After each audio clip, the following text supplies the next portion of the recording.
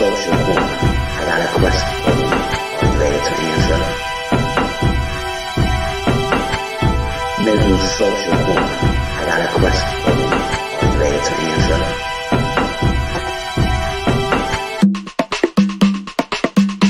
Mizzle Social Corner. I got a question for you. Are you ready to answer? Mizzle Social Corner. I got a question for you. Hey, what's up, y'all? Happy Sunday. What's going on, y'all? This is not a podcast live. I'm about to get on in a minute.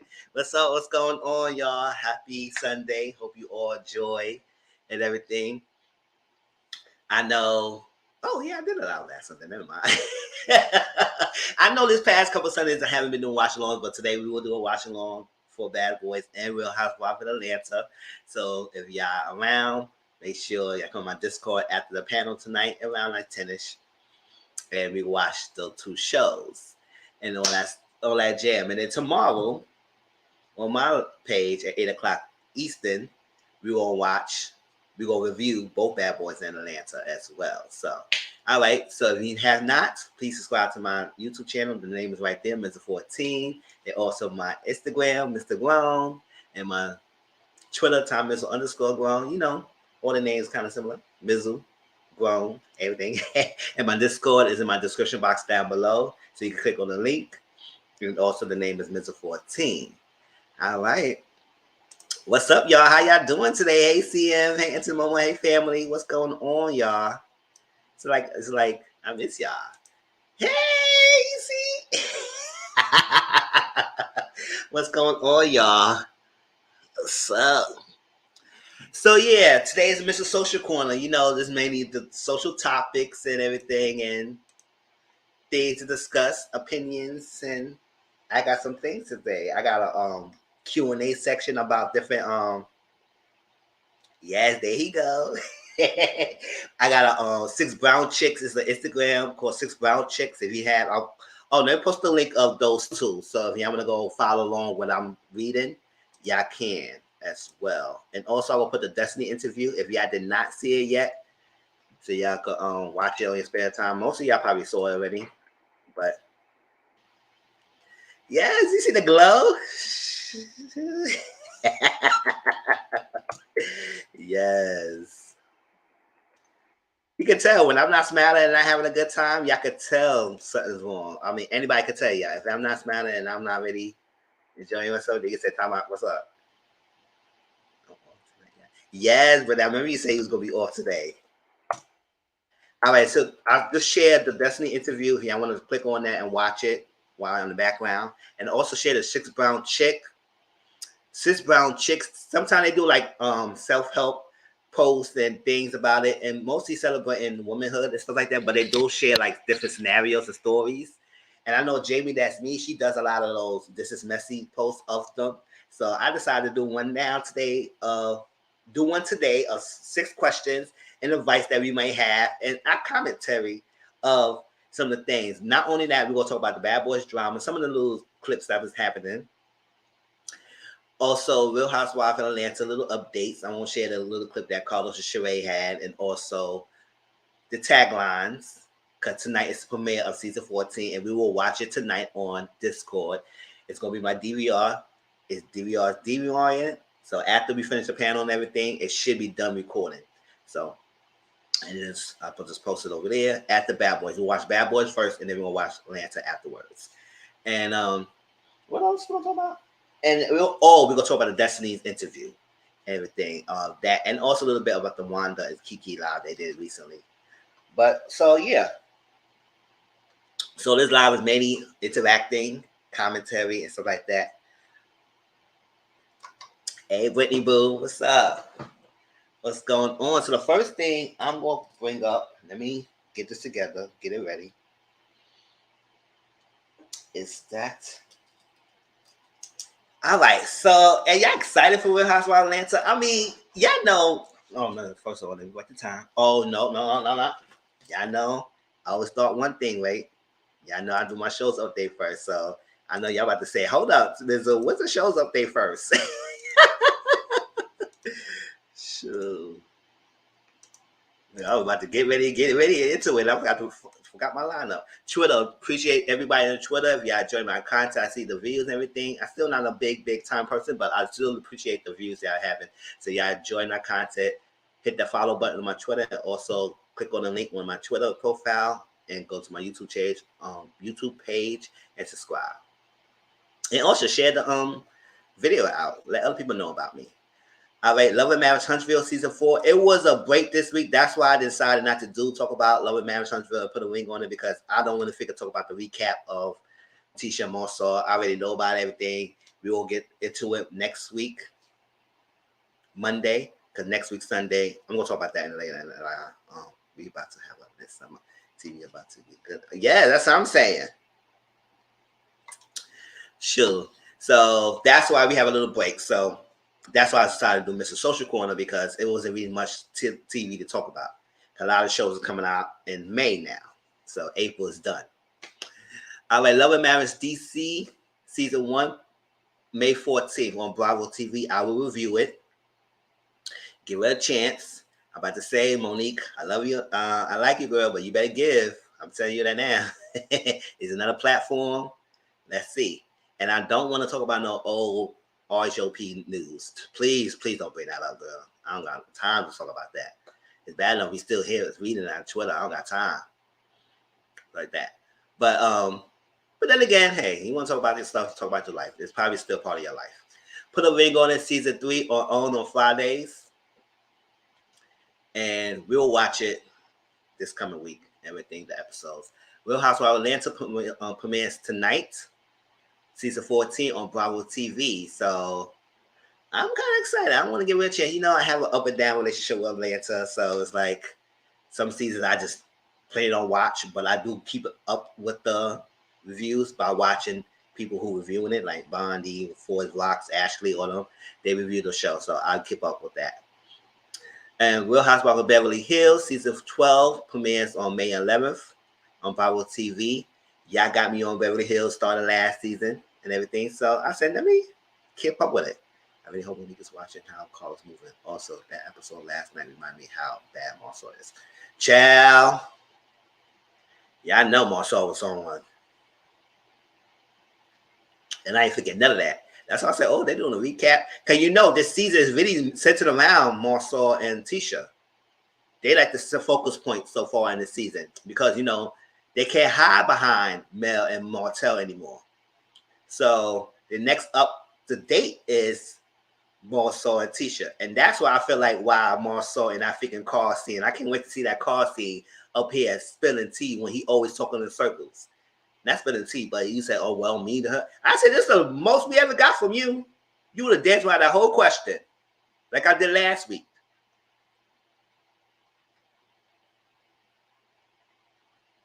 Mm-hmm.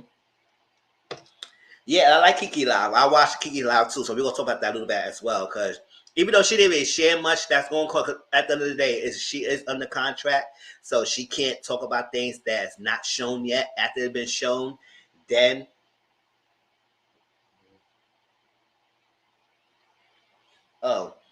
then then she will talk about it.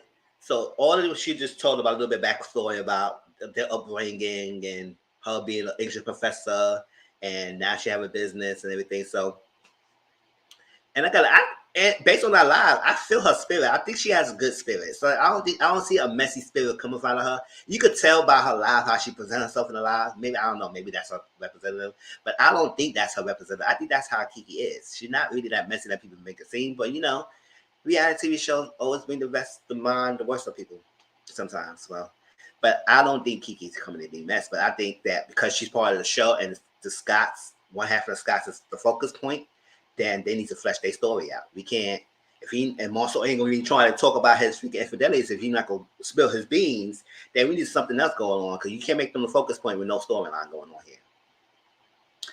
As I feel. So, Real Housewives of Dubai season 1 premieres on June 1st on Bravo TV. I will give it a try. Hey Renee, how you doing? Miss you too. Glad you came on the live. I was like, where was Renee?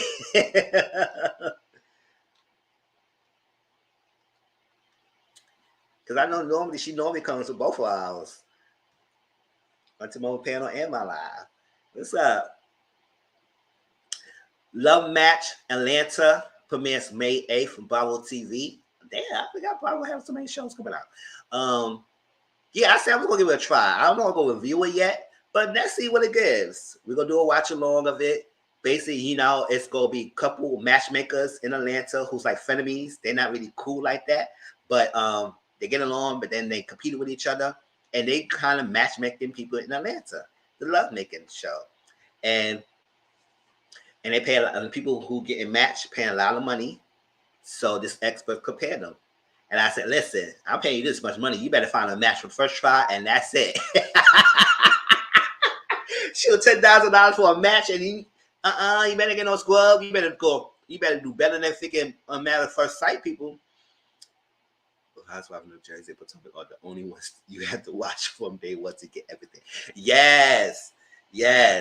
You really had to, because you can't start, especially for so many. Like, I never really watched Jersey. That's what I say. I was trying to get Jersey, but I said I have to really start from the beginning. And I don't think I really had the time, that thing, to watch Jersey like that.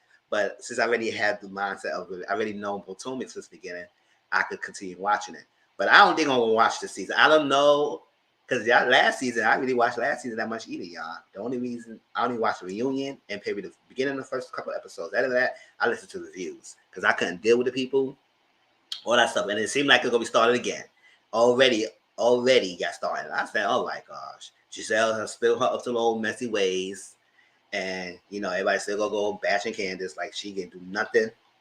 She could just say, listen, I love my hair today. And everybody said, well, bitch, this is what you got. That's what you got your hair. I said, what the hell that came from? Like,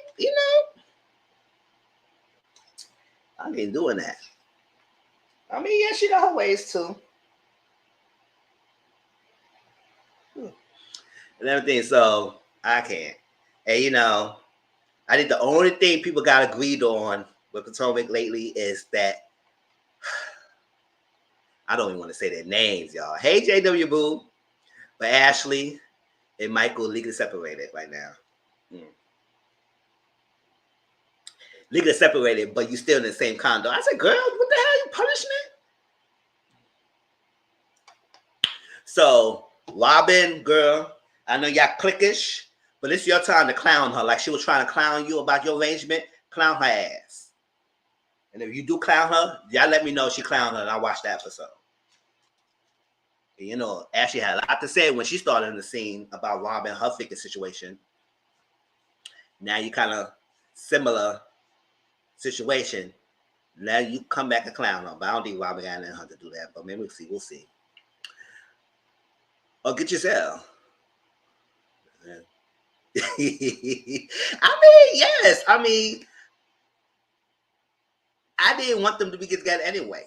So the only thing, I really like Ashley, but at the same time, I said, listen, you separate from the guy, and that's fine. And I said, listen, you got your money, you got your 2 kids out of him, you will be getting paid, let's get everything. And I want to be living in the same roof under him after I got to get separated. But hey, if you save your money, listen, that's your life. Who's me to judge? Listen, you got more money than I can make. So, sure. Unfaithful Caught in the Act premieres on VH1 and May 16th. That's featuring Tammy. That's like the woman version of Cheetahs. So I'm interested in watching it. I'm gonna give it a try. I don't know. I'm gonna review it. I'm just gonna probably just do watch-alongs, and probably could just talk about it if we can. Everything. Don't assume that. Right? Sure.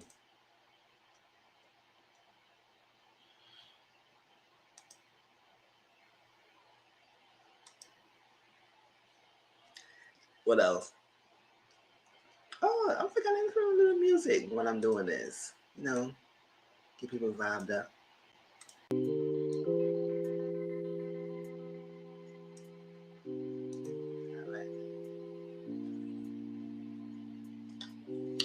P-Valley Season 2 premieres on June 3rd on Starz. So yes, when P-Valley Season 2 premieres, I will be doing watch-alongs and reviewing it. So let's get into that. I can't wait. They have us waiting too long. So since they would have us waiting this long, y'all better give, because if it's not giving y'all, we will be trashing it. I know I will. Sure, got to wait this long. Sure, I can't wait to see my freaking see. I got Monica.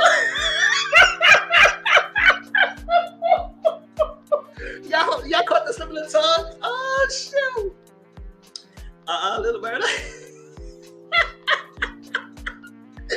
Child. Monica's spirit about to get me ass. She said, you better not say his name. Child. A battle was on Zeus Network on Sunday. Oh, shoot. Yes, P Valley. That's what I'm saying, Little Murder. I'm about to say this to you, Murder. I know Monica's spirit just came over me that quick. I ain't waiting for him. Sure. Selling Sunset on Netflix season 5.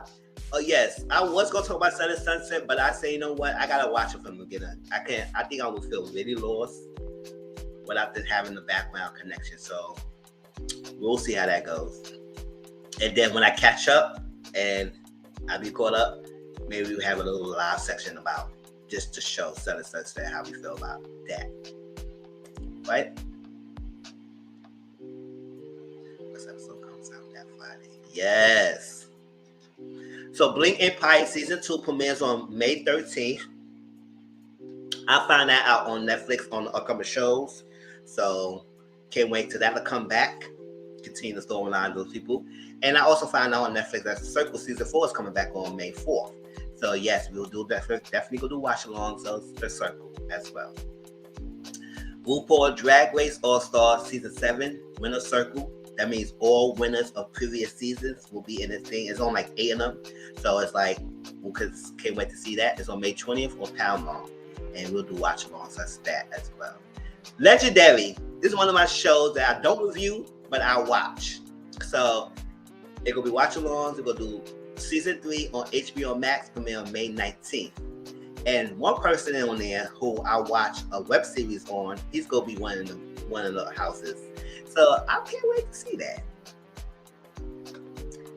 All right, lastly, May 8th. And I didn't realize that next Sunday, and it's so early, that's Mother's Day.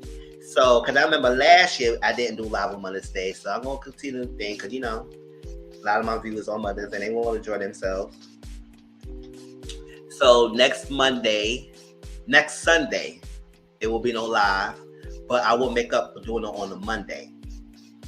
And after the Bad Boys review on Momo's channel, following that, I will do a live review call in. It's something different. You know, I did that before, but I would like to have a call in. So we're going to talk about Love and Marriage. We're going to talk about Put a Ring on It. And maybe Atlanta if you want to. And then instead of me just reviewing it by myself, have somebody, y'all come in and tell me your opinions about the shows. So put the link. Y'all come in and talk to me. Let's talk. Everything. So that's what I do. Because I know some of y'all might want to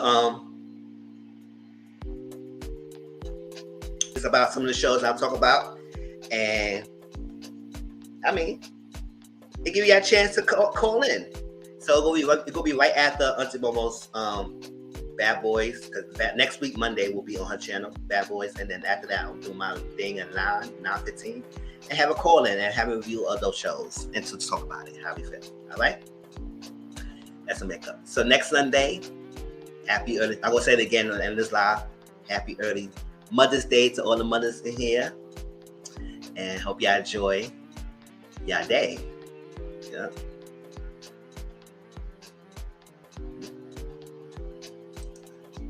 Thank you for Nabu. Yes. All right. And Auntie Mama just revealed that she won't have no panel next Sunday as well. So it is all about your mothers. Y'all relax, enjoy, spoil your mothers, and have your kids for you. Go out to eat. Or if y'all just want to relax and go to sleep all day, y'all can. Sure, let's go.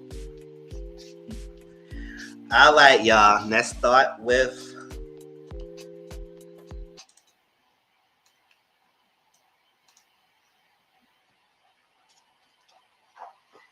I like Real Housewives of Atlanta. Let's start that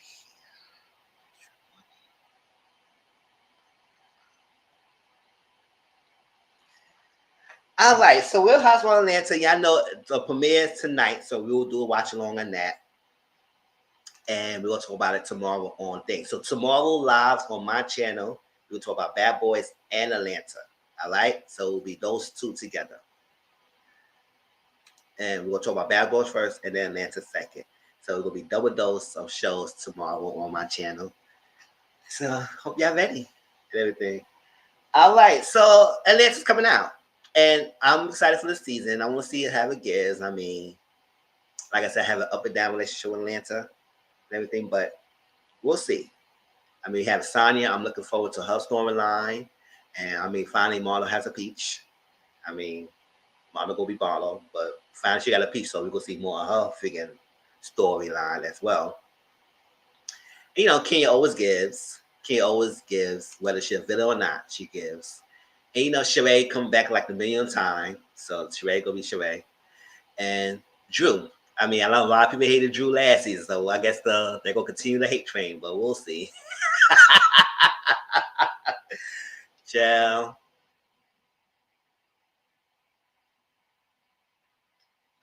Well, and she's not new to the reality TV world either. She probably just haven't been on for a while because I think her tagline. We're gonna talk about the tagline. She's I may be a rookie, but I'm not new to this. So I said, yeah, all right, I hear that. You're not a rookie then, shoot. But that's what her tagline said. I may be a rookie. Yeah, true. All right, so let's listen to tagline first, and then we're gonna see our opinions about tagline.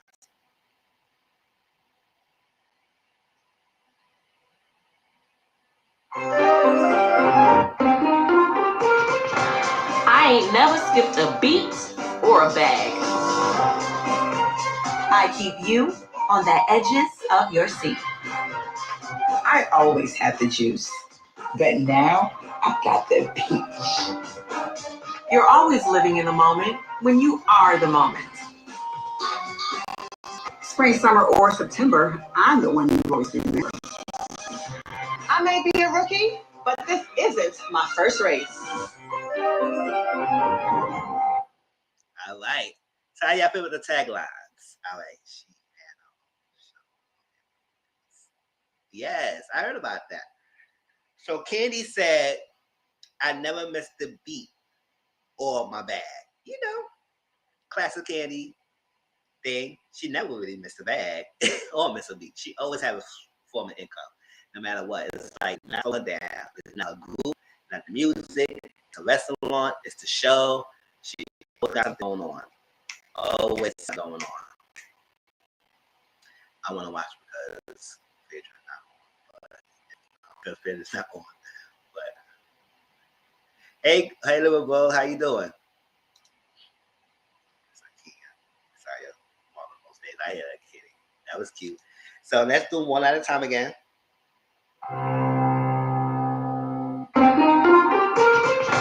I ain't never skipped a beat or a bag. So I never skipped a beat or a bag. I said, all right, Candy. Sure. Yes, thumbs up the live, y'all, and share it out. Comment, subscribe. And I said, yeah, Candy never miss a beat. She get her bag. All right, go ahead, Candy. All right, so y'all tell me how y'all feel about her line. Next. I keep you on the edges of your seat. Drew said, I keep you on the edges of your seat. Oh.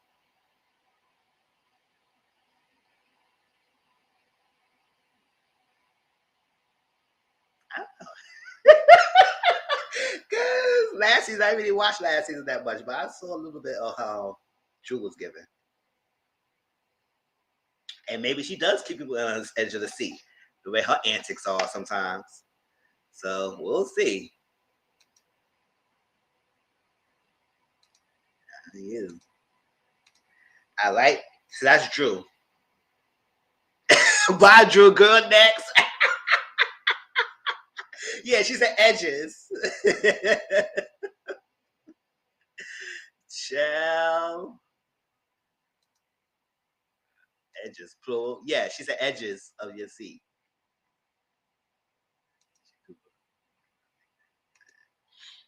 All right, so next. I always had the juice, but now I got the peach. Now, Marlo, how she said it, it's just like, I always got the juice. Well, she always been giving juices. But now, I got the peach. She said it very harsh. Now, she's making us know, listen, I got the peach now. Because I always given as a friend of the show, but now I got the peach. She excited about that, and she emphasized that really hard. So I said, let you know, no, I'm not a friend of the show this season. I'm in the main cast. So let's get it together. And that means she will be showing her behind, or showing her out behind out. She gonna be showing, y'all. She gonna be showing out. You're always living in the moment when you are the moment. Kenya said, you always go live in the moment. You always go live in the moment when you are the moment. I mean, that's classic Kenya. Classic Kenya.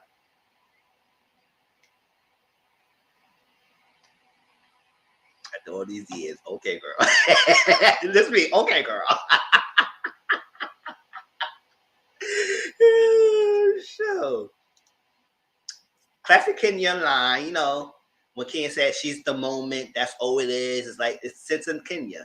So you always gonna remember the moment when you are the moment. So when I am the moment, I'm always gonna be the moment. So point blank period. You got a question? Hey, listen. Move on. Mm-hmm. Real Housewives of Atlanta. It's premiering tonight. Oh yeah, I forgot. Hold on, the banner, y'all. Sure, see, I can recognize what I'm talking about. There you go.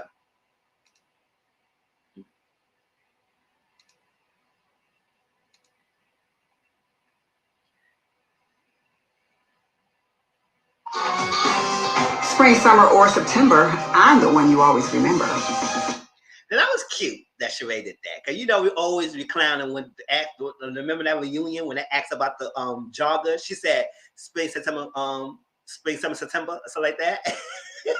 Spring, summer, September. And it was like, oh, okay, she used the own words that people always been remembering about and used it as a tagline. She said, spring, summer, September, I'm the one you always going to remember. And I said, you know what? That's true, because we always remember that. No matter what. If we don't remember everything, I remember Who Gonna Check Me, Boo? And spring, summer, September. Joggers. No, she said September, spring, fall, or September, spring, summer. That's what she said. September, spring, summer. And then she flipped around. She said spring, summer, September. Yeah. Mm-hmm. Yes. That was cute. I said, all right, Sheree. She came back and did this pun of her own words. Because we always going to remember that. Hey, who going to check me, boo? Who going to check me? Uh-huh. All right. I may be a rookie, but this isn't my first race. All right. So Sonia said, I may be a rookie, but this isn't my first race. And I said, yeah, she may be a rookie on this show. But yeah, she done this before. So don't get it twisted. Oh, she got the next line of joggers ready. Yes, I'll say it. Yes. All right, so that's it. That was the taglines. So I said the taglines been good this year. The only one I really cared for was Drew, but everyone else has had good taglines so far. So I said, all right, that's not bad, not bad. I really do like Sheree. I really did like Marlo, and I do like Kenya. So those are my three I like.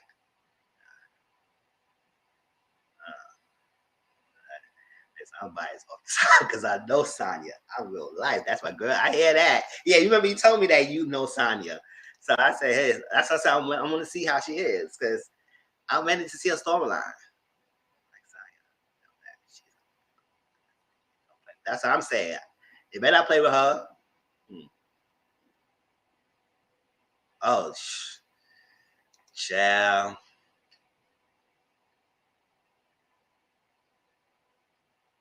But yeah, so my top 3 taglines were Sheree, Kenya, and who was that?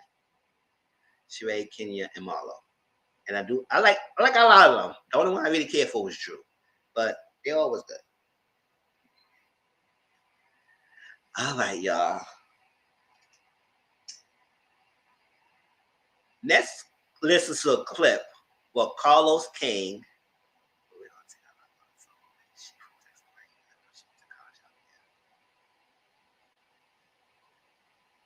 That's what I said. She ain't about to do something. Sure, she better.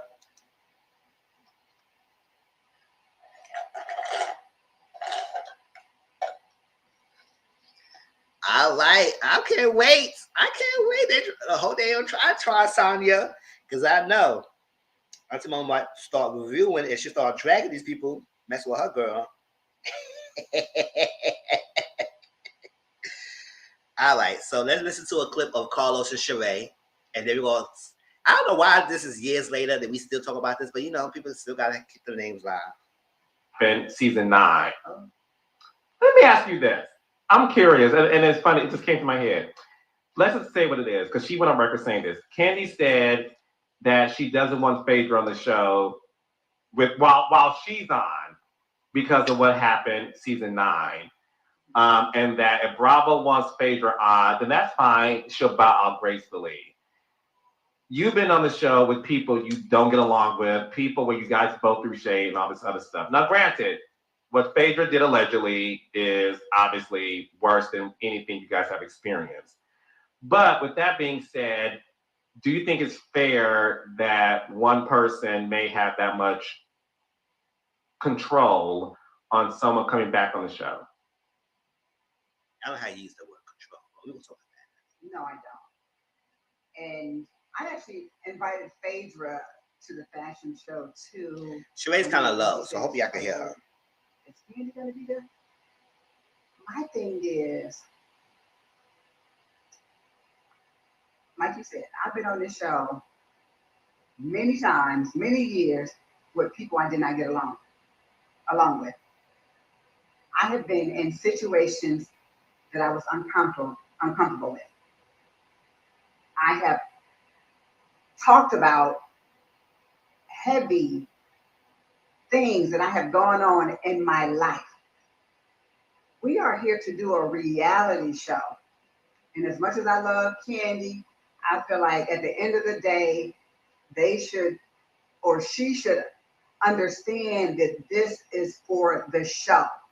We can't be, oh, I don't want to talk about that. It's not cool. So we can't do it. It's for the betterment of the show. We all have been in uncomfortable and talked about shit that we don't want to talk about. Oh. Okay, here this go. We're going to break down the reality TV in reality. Because a lot of people like to mix those two.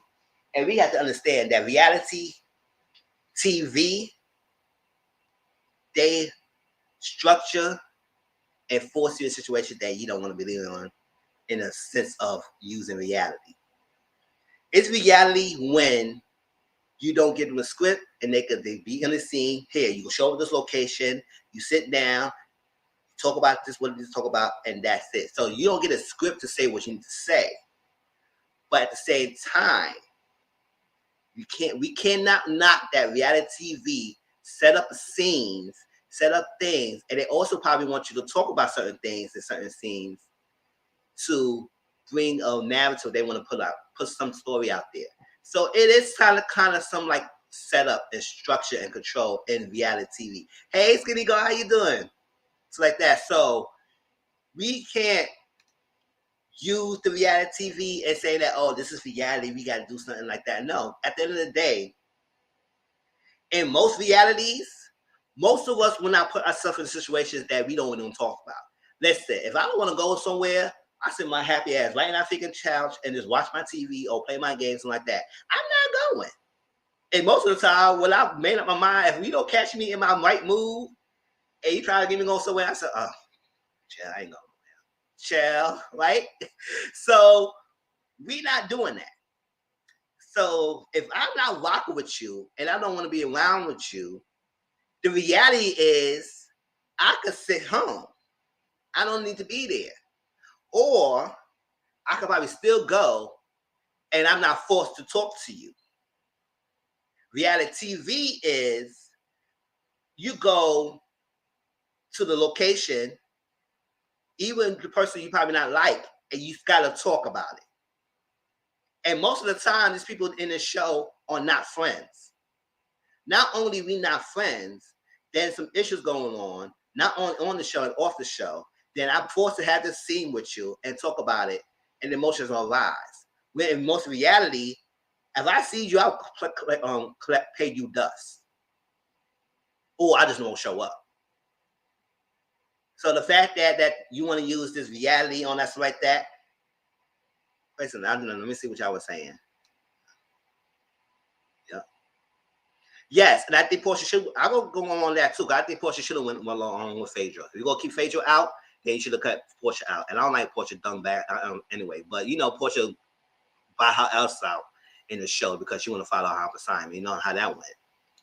Then can't compare what happens to Ken to other people having on the show. Yeah, we're gonna talk about that too. Because I don't like I said, make it seem like that what the hell that Phaedra did or what they orchestrated against Candy was some kind of like a regular lie saying that the her freaking breath stink. Or say like she got a bowel odor, something like that. That's something you can't go to jail for. What y'all was saying that she could go to jail for. So miss me with that little thing that people kind of dismissing that it was just some off the wall, not a point in lie. Like that. I have a lot of questions about the whole thing. I do think Kenny gains too much power in a lot of things, especially given how it came to be. Okay, yeah, we're gonna break down that a little bit as well. Because I was like, she may have some pull, but we all know that in reality TV world, the productions have the final say, no matter who is the cast member. So yes, you may have EP, you may have people here and who may force some decisions, but at the end of the day, they don't have full power on their control of casting either. Portia should have, and I think Portia should have left.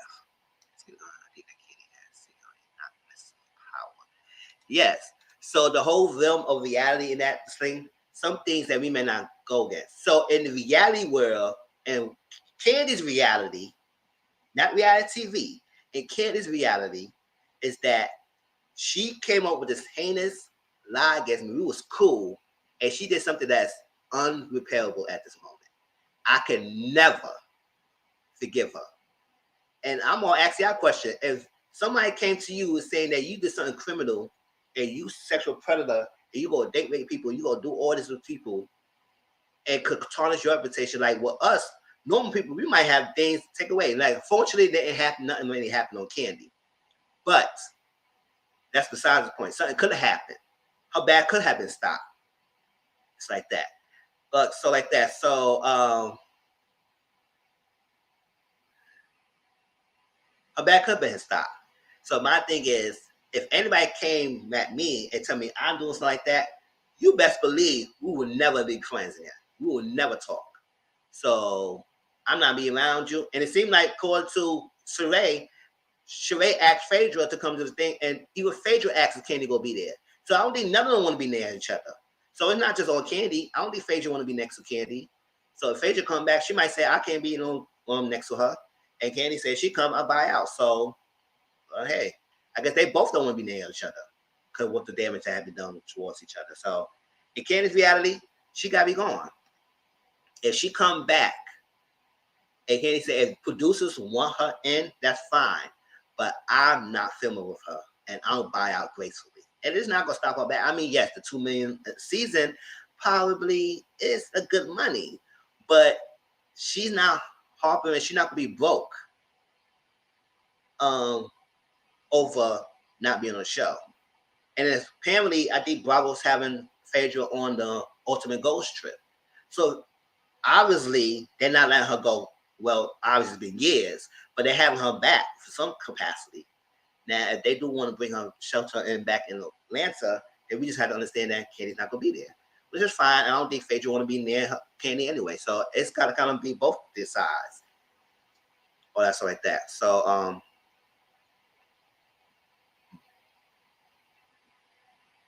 yeah, I don't know if I heard they say something.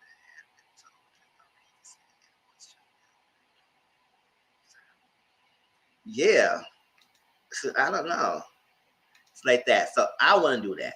Now on reality TV realm, now Sheree would say I had things. I said, Sheree, you didn't have no freaking heinous things told about you in that moment, that season. And I remember correctly, I don't know if she don't remember the severity of that season. Because I remember that season, that reunion. I don't know about y'all, but when Candy was going, her emotions involved, and she started crying, and she was doing all that and stuff like that, I was starting tearing up myself. Because I was like, I could be in her, any one of us could be in her shoes right now and know that a word like that in public opinion holds weight. And that she's a freaking known person. You know how we will feel as a regular person being said that we doing things to people that is not right, and it could be bring us to jail. I don't think I would be good with that. And my emotion probably be all off. So, and I remember Sheree, you was like, oh my God. When freaking Portia was like this. And Sheree was like quiet. I was like, Sheree, be quiet for, but we all felt the energy. I felt it that season. I don't know how y'all felt it. I felt it. So I was like, Sheree, you were the main one crying. Go tear it up. So I don't know why you feel like Candy just brush that off because it's for the ratings in the show. Now, for the reality TV world spectrum, it will be ratings for the show. And that aspect. It will be ratings for the show because people have been talking about reconciliation between Candy and Phaedra, or the lack thereof, or they don't even want that to happen. Or see how this goes. They want them to really build this and get past that. But I don't know, normal people like us, some of us probably will never get past that. Some of us will get past some of the small things that people do to us now. So how you think we're going to get past something, say something that heinous that could put us in jail or stop our bag? Siri said, call me a sexual predator? Like, really? Sure, I was like, so it's not the same thing, Sheree, when you was going through and what Candy went through. It's not the same thing. So in the reality TV world, yes, it will probably be ratings. And that in that aspect, it will bring them more money. So that's separate from reality TV, then reality. Candy's reality, she cannot mess with this girl. Phaedra said, I can't, if she asks if Candy will be there, I guess she don't want to be next to the girls. That's their reality. In reality TV, yes, it'll probably be good for the TV. But that's reality TV because it's manufactured and structured. So they're going, if they can put them on for the season, you best believe that will probably be the central point of that season. And they're going to be in a situation where different people will be talking about it. Different scenes, they're going to talk about it. They're going to talk about it. They're going to talk about it. And us viewers going to be watching it. So you're going to know they're going to be the central focus point if they both was on that season. So like that. So for that S point, yes, that would be that. Explain what you mean by power. Now, I don't know if I heard they say something happened. So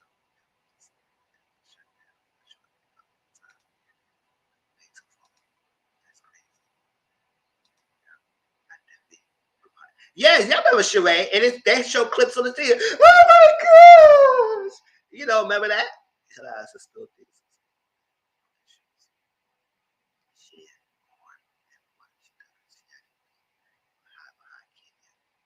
Oh, who are we talking about? We had the worst acting. Like that. And so I didn't really like what Sheree. It's like that. Sheree had her opinions. That's her opinion. I can't knock her opinion for what she said and everything. Maybe she was speaking in a producer well that it will be good ratings, get to a show for the betterment of the show. But reality, if y'all want to keep emphasis in reality, of reality is that she can't mess with Phaedra anymore. And Phaedra probably don't want to be near Candy. So that's their reality. So either gonna be one out of the other. She's coming. Phaedra's coming back in some way, shape, or capacity. So if y'all like her, please support the Ultimate Girls Trips because she'll be on that.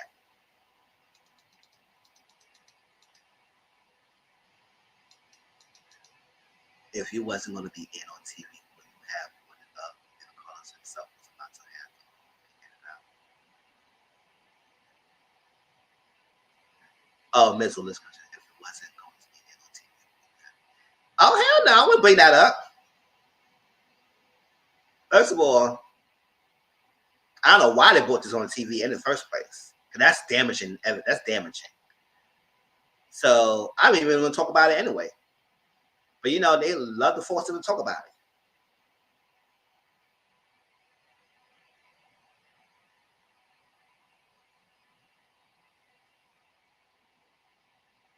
You talk about and Phaedra, or you talk about if Candy knew it was not going to be brought up, she would never brought it up, or Candy. And yes, Portia was just as guilty and wrong for a farther long distance. That's why I understand why they only took Phaedra out and not Portia. And then again, I was like, Candy was rocking with Portia like that anyway, until I guess whatever. I don't know. But I would have never some more of them. I said, no, your dumb dissy ass follow along on this thing and follow along and believe this dumb ass shit. Yeah, I cursed a little bit.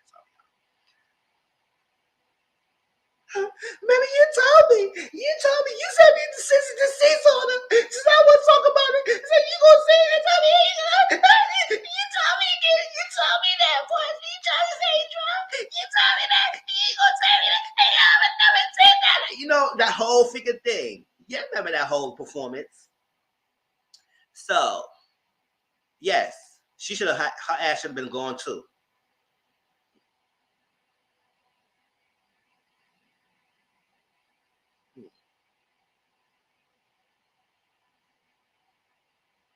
Yes. Oh, Candy brought it up. Okay. I gotta remember that season, but I do remember somewhere it was the conversation kept going on TV. So if it was not supposed to be brought up, I wouldn't have brought it up. But I would say if I did know if y'all were trying to plot against me and try and bring this stuff in the air, I would definitely try to go behind the scenes and try to get y'all. You ain't trying to come at me trying to put some freaking damage evidence on me about that. That's not true. Hell no, it's not true. It's like that. So I think that was poor taste in that production. I think he produced that season, right, Carlos? Yes. And I do remember the Phaedra said that somebody told her that. I did remember Phaedra told me that somebody, I don't know, I guess she kept implementing it in the interviews and stuff like that, that somebody in production told her to bring it up or put it out there. Now, whoever that producer is, I don't think she mentioned names. Y'all correct me wrong, because it's been years. But Portia mentioned it, Kitty. Oh, okay. Oh, yeah, I think I never read that book. And she kept the thing going. I said, implement your asses. Okay.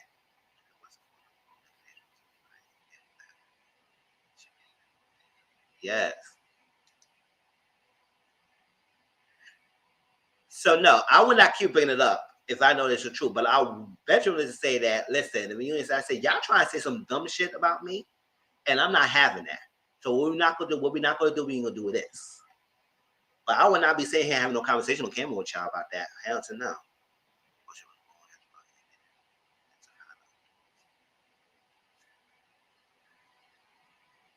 Oh, yeah. And then when she was trying to use her law degree to do the sisters to cease and tell Portia not to say nothing, that thing to me, that seemed like that's kind of unlawful in your part of your license. So why her license wasn't revoked? But I don't think Portia Candy went that far to say that. So I don't know what's going on that and why she didn't take it on to the legal vote. She could have. It's like that. Now, in the whole sense of power of Candy in the show, maybe not. Some people who may have a lot of seniority in the show could give their opinions and demands of the show, but I do know enough that productions, no matter how much you have power, does make the final decision whether you like it or not. And sometimes they may not want to jeopardize your being out of the thing and losing ratings and stuff like that. So they may hold to your demands. But sometimes they would say no. So I don't know about that. I'm not behind the scenes, but I do know mostly the production does make their own decisions, make their own rules. So whoever it is not.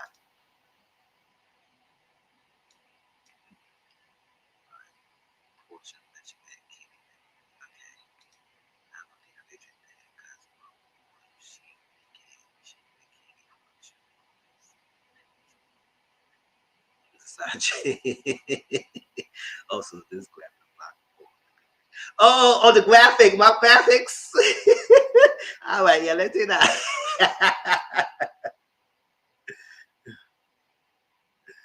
Yes.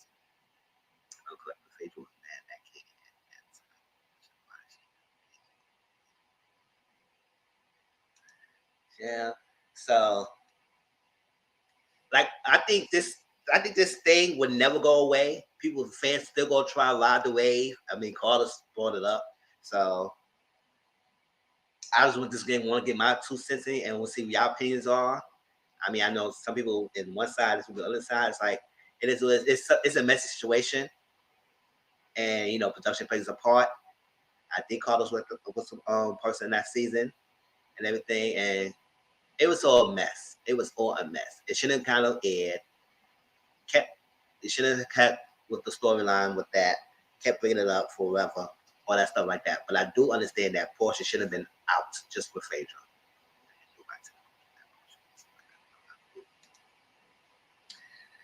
Shoot. But they brought Ding back. And then she didn't wait.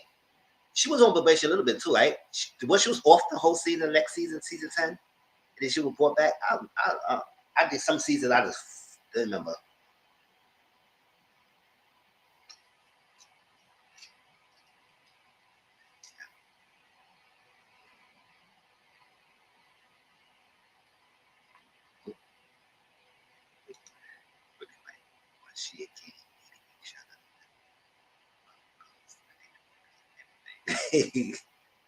Oh, she was a season 10. I see. I remember that season. Sure.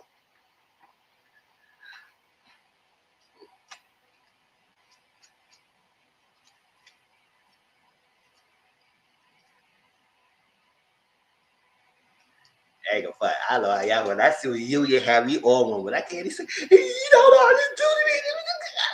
Oh my god! I was like, I was like, oh my god! I was in my tissue, like I was like, oh my god! I was there, and the Portia like this, dapping her eyes, and can't. Phaedra was like,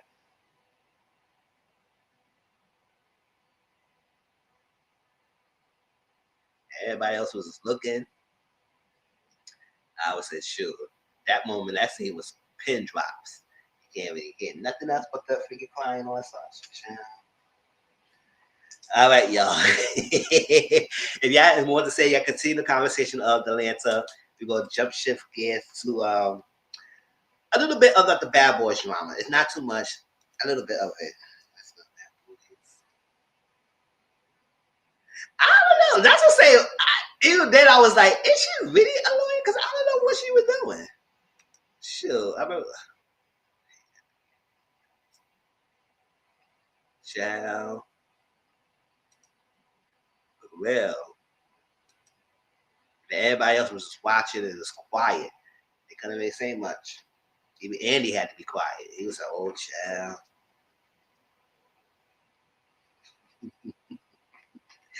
I'm like, Bad Boys drama.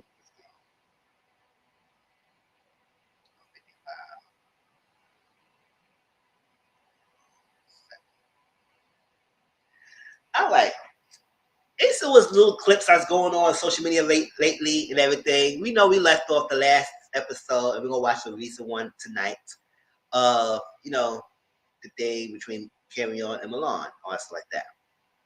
We do know in recent real-time events that Carry-On is in jail. He's going through something right now, and a lot of cast members is not liking Milan right now. I mean, mainly Anthony Rally, and Gutter.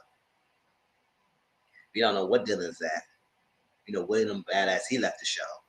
Andrew Conway left the show. We don't know what Curtis and Moolah opinions about this thing. Cause I know Moolah did a live listening, but I didn't remember what he said, and I don't think I watched that. So I don't know. Y'all tell me what's his stance on, but I think he's oh,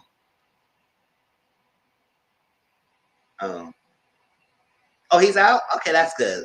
Because I was like, that's kind of scary. I mean, you stopped me for a taillight and then find out it was a freaking gun and to collect to a murder. I was like, child, I would have, shoot, I would have been like heartbroken like that. I don't know what kid. I said, a murder? What the hell? What?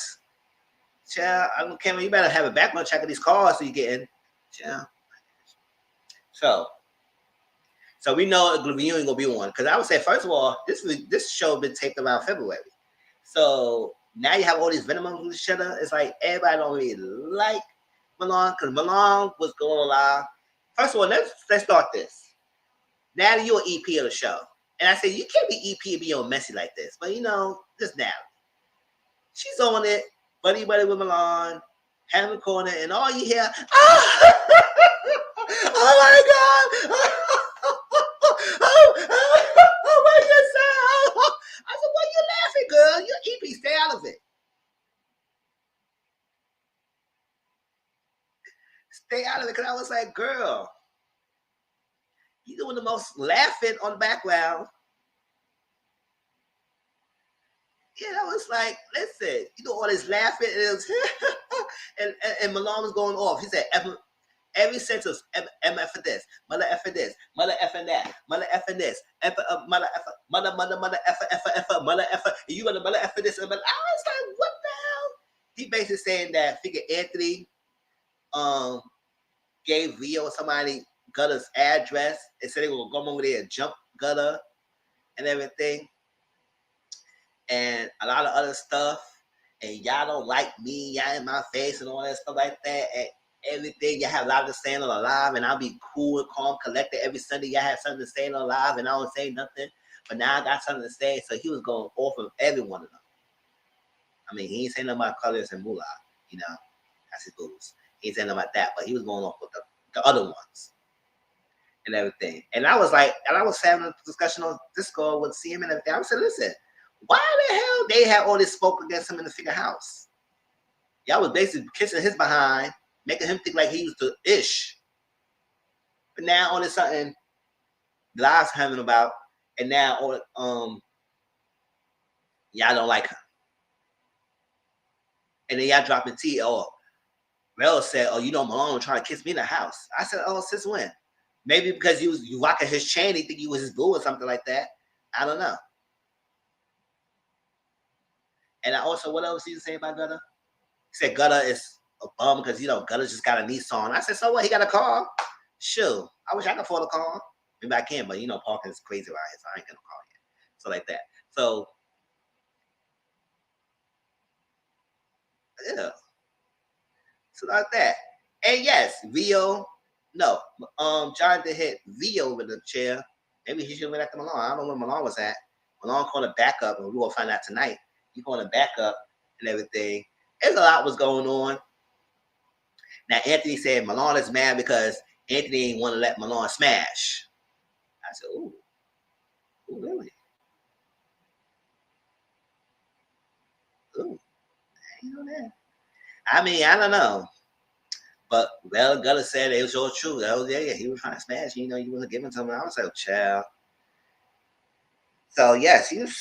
And then Malone said all this stuff like that. And he said, oh, yeah. He said something about Cam'ron being in jail and Cam'ron this. And I said, why you mention Cam'ron when he's not out defending himself? Like,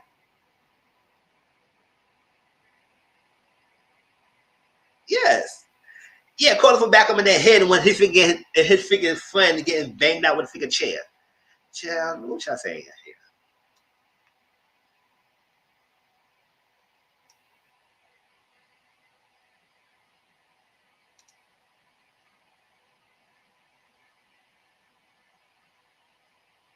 For real. Thumbs up the live, y'all. And yeah, 50 still trying to. Yeah, she tried to be the bad girl. I said, stay behind it. And this is a problem. You can clearly show who your legions are. You really love Milan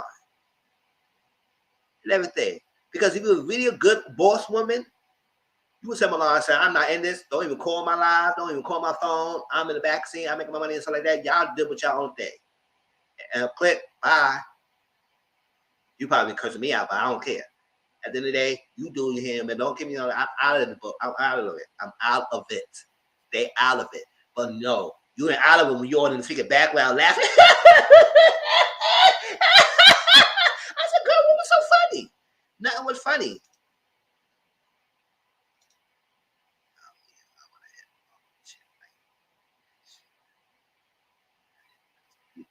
That's what I'm saying. How you gonna go for backup video? Yeah, your back will get beat up and you in the freaking thing locking yourself. He said, don't come in. Don't come in. And I was like, what the hell? Yes. They hit. I was like, why are you hitting? And I said, yeah, like really, I don't like why they're doing that. Why they keep coming after this guy? He don't be bothering none of y'all in the house. If I would came in, I would hardly left that house. Fuck out of here. Why is that kept? The only one who I thought is interested and looked good is probably Cameron and Curtis. Everybody else, I ain't rocking them like that. And you know, my mom's got a nice body, but he got an ugly attitude, so I can't deal with cute.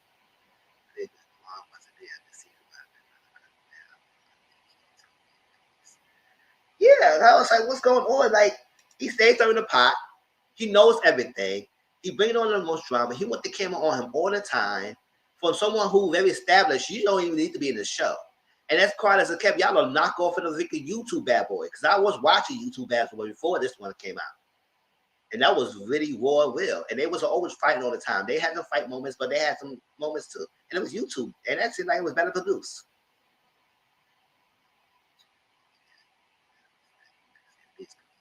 That's what I'm saying. Child. I was like, come on.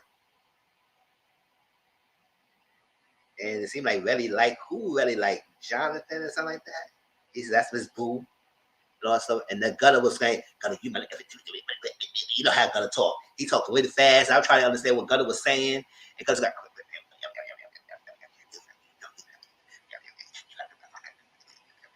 I was like, Gutter, calm down, slow down. Like I was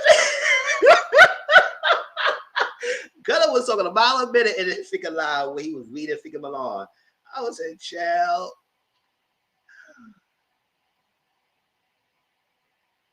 Yes. Thank you. Yes.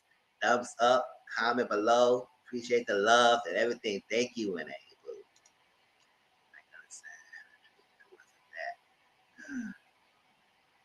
that's what I say. Do you like pictures?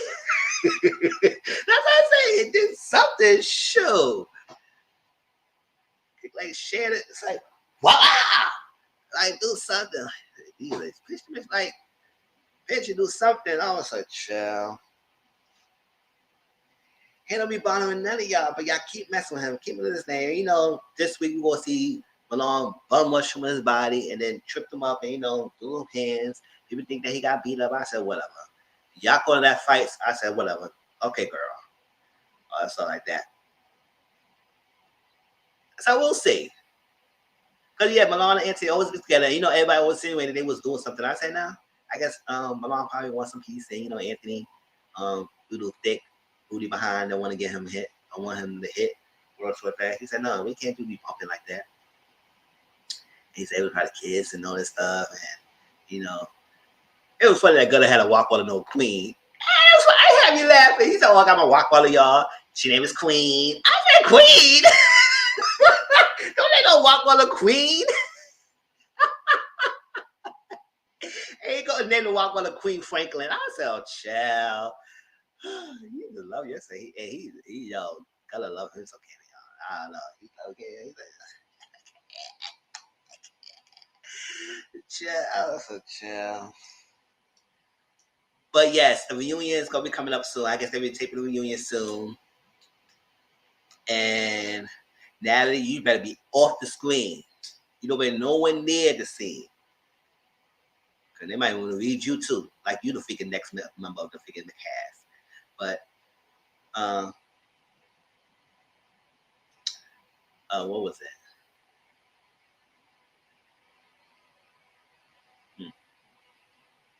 What was it?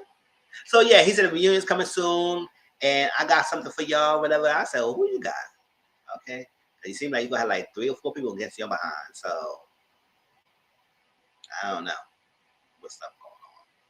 And I don't know if Curtis and Malula getting part of the involved, or if William will be there, or what. But it seems like gonna be some messing reunion, y'all. So we'll see. It seems like Malone better try to have some backup. Cause they ready to pounce on you on the reunion. Chill. The way how he was going off, because he was going off. And all you heard now is laughing in the background, and Malone was going off for everyone. He said, I don't always say nothing. I said, you always saying something. They saying that, he was rehearsing rap lines and his thing, because it was kind of similar to the song he already came out. So he rehearsed that lines to this Bad Boy song. And they said, I was like, oh my God. Yeah, and Curtis gonna be out of it. Curtis, I said, if I'm Curtis, I said, Curtis, boo, you better stay out. Stay there, just sit there and be short of yourself, and just sit there, eat your little ice cream, and be short, something like that. Yeah, he's something like that. That's what I'm saying. You better go somebody someone can't fight, because you can't fight yourself. You don't go by the legs. You want to bum rush people because you got your body and your mask. That's a child. So it's gonna be Milan Rio. Yeah, Milan Rio and Moolah versus everybody else, child. The Moolah will be smart enough, he would stay out of his drama too. Sure.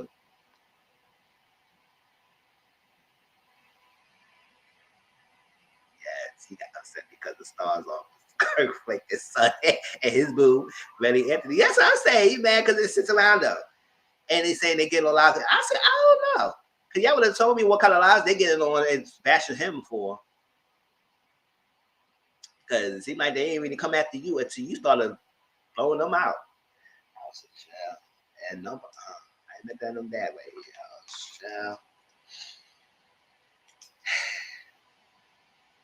So that was a little snippet update of the Bad Boys drama. It seemed like gonna be some mess going on, social media going on crazy now, and everybody's doing lives, and a lot of them is not liking Milan right now. So I said, chill.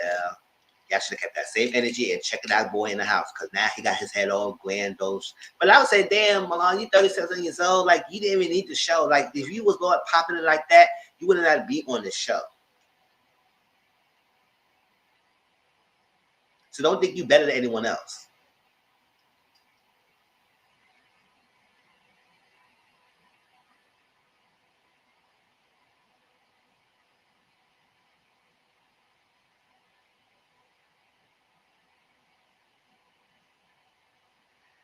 All right. So if anything else, y'all can put it down in the comment section. We're gonna move on to the next segment, because the next segment is gonna be questions and advice. And some of them was like interesting. So I want to see what y'all gotta say about these things. Let's start 6 brown chicks. Let me put this up there and let me share it now. Some of y'all probably already saw it, but we will talk about it finally. And I posted a link on the beginning of the live. So if y'all did not see it, scroll up and y'all get the link so y'all can read it with me. If not, y'all can watch it right here. It's kind of big as it is. 6 brown chicks.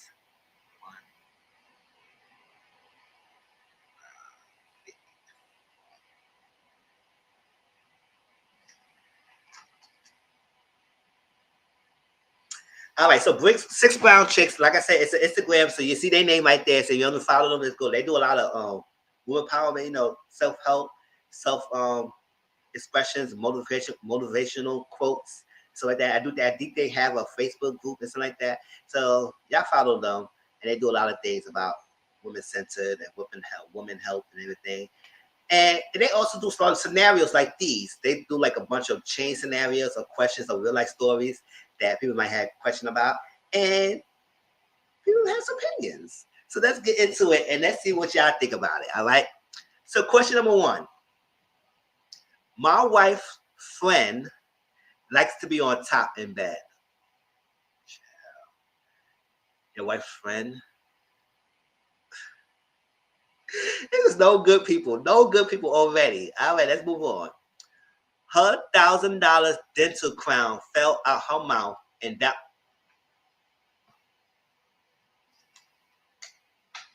not down the throat. What you were doing? Your mouth was wide open when her freaking dental came out her freaking mouth. And what the hell she doing? Had a dental come out the mouth?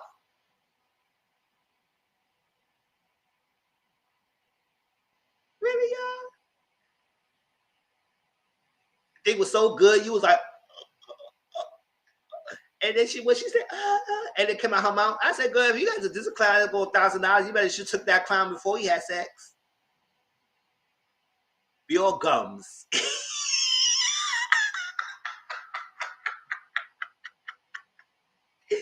Chill. You better be all gums, girl. That was a dental crown. And how did it feel through your throat? It was a tooth, or it was like the whole. What the hell?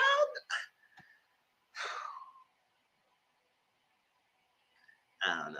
What y'all think? What y'all thoughts? Because listen, I swallowed. She toothless. You think it fell out your mouth? What the fuck? Who? Let me stop. She toothless, and she wants $1,000. I told her I'll pass the tooth. You will pass the tooth naturally. I'll shit that thing out or blow that thing back out. She said, nah, I don't want that. She refused and threatened to tell wifey about us if I don't pay help. Help, you better pay that $1,000. First of all, you shouldn't have been doing with the wife's friend in the first place. And the fact that you got her freaking teeth inside your body, you forever be connected. Now she want her money. Now you want to tell wifey that your feet tooth fell out your man's mouth. And why you want $1,000? Child. Got our face. So what y'all think? What's your thoughts? Tell me, let me see what y'all say.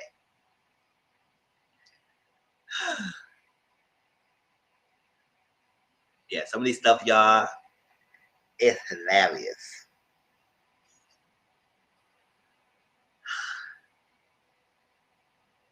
First of all,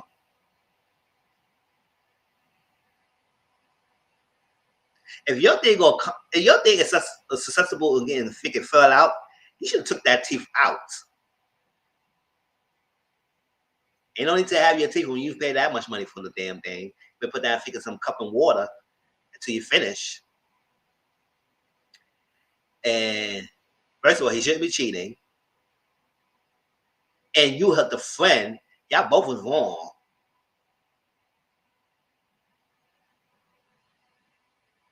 And you were about her telling the wife. I said, chill. I was the wife, and I find out y'all both will be out my damn life. Get out the house. Don't collect $200 because I'm not dealing with y'all. And then he gonna say he gonna pass the tooth naturally. Naturally, boy. Sure. It was imagine it was so funny he would go and get a freaking X-ray and they see that teeth inside his belly. Child.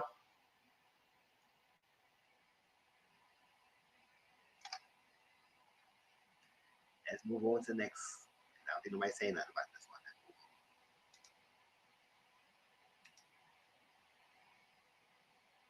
Replay game. Y'all got any opinions? Let me know.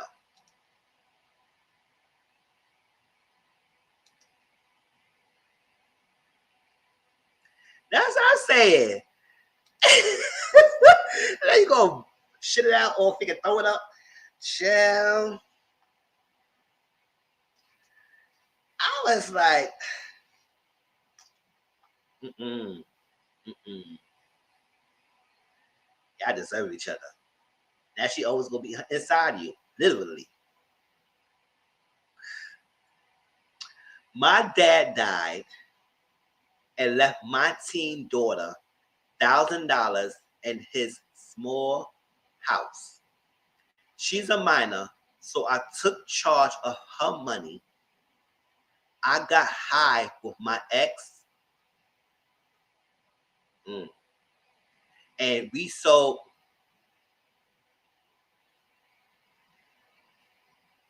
her house and spent her money. Then he left, of course, went back to his old lady. How do I get my ex back? I'm broke at the moment. You are about how you get your ex back. You're not gonna get him back. You are about how to get your ex back for what? When you and him ran with your daughter's money that your father, her grandfather left her, and a small house in her. And you know what? I should put in a clause, not nobody touch her money until she's 18 to build herself. The fact that because she was a minor, you want to take control, spend all her money with the figure no dog ass guy that you was messing with, who was only with you because of the money, and left you high and dry when the money ran out and ran through and sold the freaking house, and you were about how to get back your ex, and you say nothing about your daughter. What kind of mother are you? I'm sorry. You were about that. What kind of relationship you will have with your daughter when she find out you did this? And maybe she probably knew about this, that she a teen daughter, like, listen, how dare you take that $10,000 and sold the damn house and the money you ran out, and you were about how to get back your ex because you broke? You're not getting him back. He went to this old chick because he ran up the money. So sorry, girl. You need to worry about your relationship with your daughter. Hey, Dominique Boo.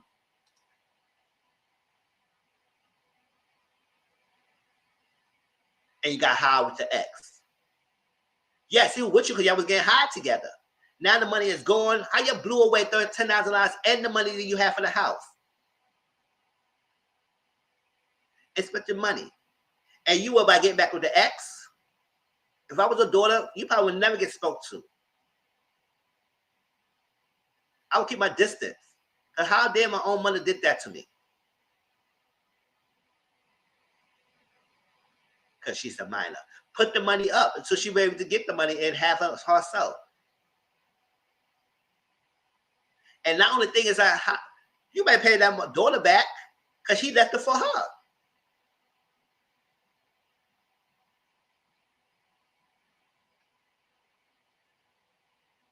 How y'all feel?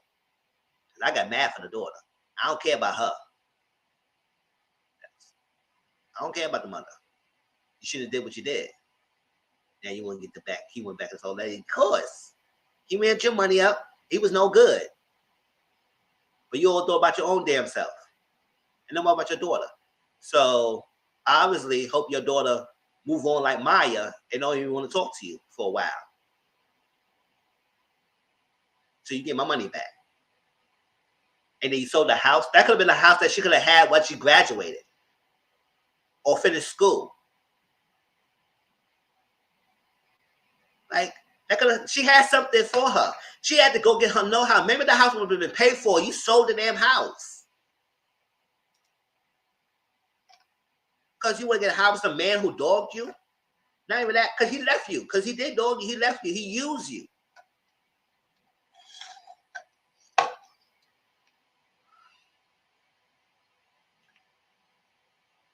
What you gotta say?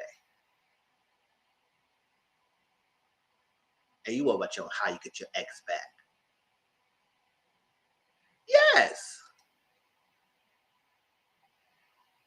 Sure. It won't be no daughter-mother relationship after I find out what you did. Sure. Stuff like that breaks up a family. Stuff like that. And you're going to say, oh, forget your mom. She had demons. F that. Yes, I might forgive in the future, but I would never forget it. Sure.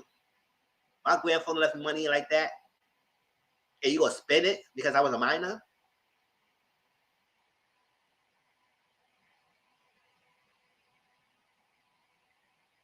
If y'all gonna leave things for your grandchildren, make sure y'all put it in line and listen. Nobody else can touch it. Put it in a trust fund, have the lawyer do it, because once you put it in line, it's bound to law. put in a trust fund and say, listen, it's in here, or have the lawyers put an account and nobody can touch it until that person getting of age, and if they don't pass on before the of age, then somebody else, whatever happens. But other than that, no. And what got me upset that she worried about how to get her ex back. Ex back for what? Ex back to get the money that you spend when y'all was high together? No, he don't owe you that. You was spending the money winning lilies. He don't owe you money back. You broke. You broke because that's on you.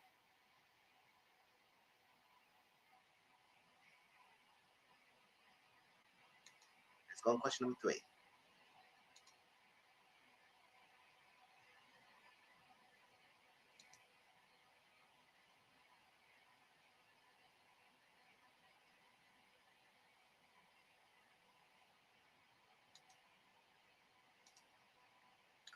All right. Question number 3. If you had any more opinions about the last 2, y'all can still put it down in the section, y'all. My wife of 2 years, she's 36. Re-enrolled in college to get her nursing degree. Oh, that's good. She left me home with my kids, 7, 9, and 13, from a previous relationship. I guess a 13-year-old was a previous relationship. Okay, whatever. I see on TikTok that she's pledging, drinking, reclaiming her youth. How do I make her come back home? Advice. Oh, you want her to resent you?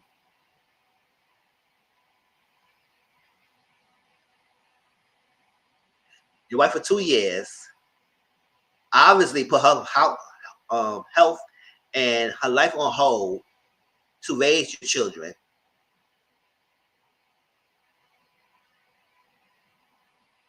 First of all, hold on.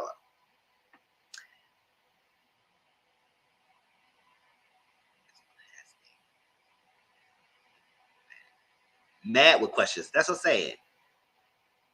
She left me home with my kids, 7, 9, and 13, from a previous relationship. I know sometimes people put mine, but is all 3 of your kids were from a previous relationship? Or, hey, Tracy Boo, or y'all had kids together and only the 13 years old with a previous relationship? Maybe that's what it was, because it's got to be clear. Because I'm trying to make sure. Because I said, if it's your kids, she was staying home taking care of your 3 damn kids, and it wasn't even hers, and she left you in the house. So like, listen, get us agree. And she pledges. That's what I'm saying. Because I'm trying to decipher this right now. All right, for 2 years. So they got married for only 2 years. I don't know how long y'all been together, but y'all only be married for 2 years. She re-enrolled in college to get her nursing degree. That's fine, because nursing degree don't take that long sometimes. Maybe not. If she going to college, yes, it's probably 4 years, whatever. Or maybe 2 years. We don't know. We don't know that. She left me home with my kids. I see her TikTok. She pledging, drinking, reclaiming her youth. How do you get her back home? No, not another thing. What you gonna get her back home? You want her to resent you? She was home taking care of the kids while it's good. Now that she re-enrolling in college and getting her life together and working on herself to better herself, maybe she's doing that because she wanted to have a better life for the household. Maybe she didn't want to be staying home as a stay-at-home wife. She want to get back in her own degree. And you want to get home? I mean, come back home. So obviously, based on his question, is like she's in college. Like she living in a dorm room or something like that. She's in an apartment in the college. She's not home. She's not commuting back and forth. Because you want to say, how do I get her to come back home? We frustrate. Not drink, and nursing is hard. Nursing is hard and everything. And I guess she said, listen, I lost youth in years and everything. So maybe maybe she didn't, maybe she was in college and she didn't finish. So now she's re-enrolling in college and now she has the chance to do in college. But you understand that, because I have seen people, I mean, it's not common, but I have seen people in late 30s or in their 30s and 40s going back to college or going to college because they want to get their degrees and like that. Well, power to you. Live in a dorm room? Nah, so much and everything. But hey, everything. So you want her back home for what? Because she lived her life? Obviously, she left you home. And why is it a big deal leaving you home with your kids? You saying my kids. You didn't say our kids because that's not clear. So why is the issue? You know, sometimes men don't want to deal with that. They want to deal with their own kids. How dare my wife going to college and better her life? But yes, she's doing all that pleasure and drinking and claiming her youth and everything. And when she got to start partying so much and studying her nurse degree before she don't drop out again. But that's on that thing. But he asked the question, how you get her back home? Now, ladies, if y'all was going better yourself, what y'all say to him?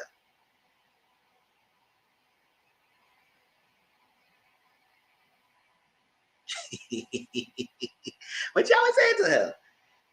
Because I know in my standpoint, you mad because she left you home with the kids? I mean, maybe because she's out of the household and she's not commuting back and forth. I don't know. Maybe I will understand that, a different shift. But I feel like if she really claiming her life and you're going to try and make her resent that, will she have a chance to go to college and better herself for the house and the family? You don't want that.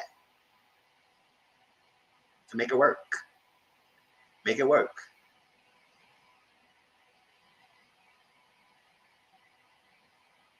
And you know, it's crazy. He had to emphasize that she's 36. She's 36. Okay, Ann. Like she can't be in college or get her degree. Oh, that's an interesting question. That's an interesting question. I don't know. Does she want to be married to him, or does she want to stay in the marriage?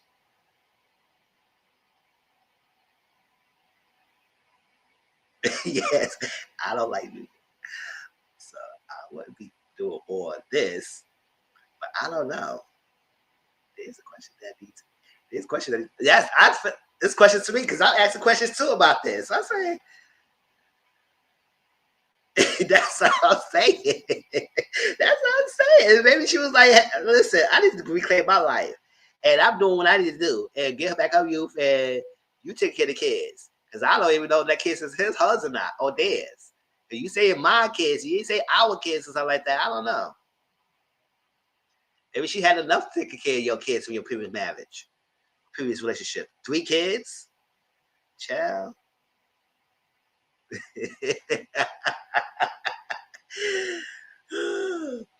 Now, how you get her back home? I don't know. How she be able to get out there in the first place? Did she talk to you before she went on college? You thought it was gonna be like a commute thing? You didn't know that she was gonna stay on campus or something like that? I don't know. You didn't know that? Like, did y'all have a conversation before she went on to college? Did she do it behind your back and said, "Oh, I'm going to college. I'm having a good thing with the young ones. Let me get to the young ones, the 20 thuggin'. Let me get to the 20 thuggin'. Yeah, let me get the 20 thuggin' me." She want to go back to college and go to the 20 thuggins. Shoot, that thing is up in there. Pleasure and everything. Going to parties and drinking. I said, "Oh, no, that's right, girl. She want to go to the 20 thuggers. She said, "I can't be at home with you." Child. And then he had to see her on TikTok. I said, "TikTok, you didn't talk to her? Like, you had to see her TikTok." She don't care. Ooh, child.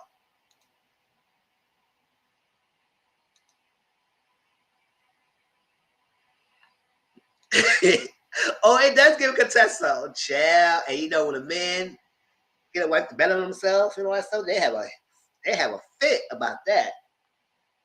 And they will make you feel bad. They're gonna make you want to go back home, take a kid. They're gonna make, you know, that season was crazy with Scott and Tessa, child.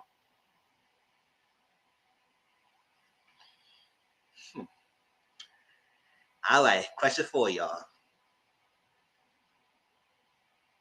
Midday, wife at work, and the sex with my neighbor was slamming. Okay, boy. Okay, boy.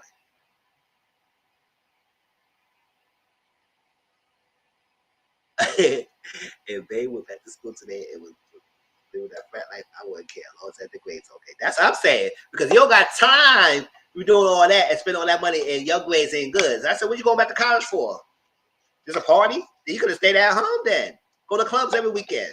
If you want to party. It was funny. The grades were crazy. That bring your behind home. Sure. That's what I'm saying. Bring your behind home. If you're going to be partying, your grades ain't that good. Because nurses is, yes, don't get me wrong. Nursing degree is, especially going to college nurse degree is difficult. It's not like the fast nurse degrees when you can be a medical assistant, something like that. Nurse degrees is difficult. It is. Because there's a lot you got to do. And not only that, you got the residency, all that stuff. I mean,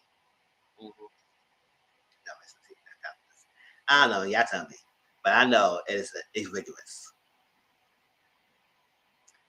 All right. So midday, wife at work, and the sex with my neighbor was slamming. Okay. Then she had a stroke. Wait, hold up. Wait, hold up. Wait, hold up. Sex with a neighbor and she had a stroke? Hey, man. Oh, no. Not a whole damn stroke. Shoot. She did tell you it's hard, and it's not easy. Wait, man. She had a whole stroke.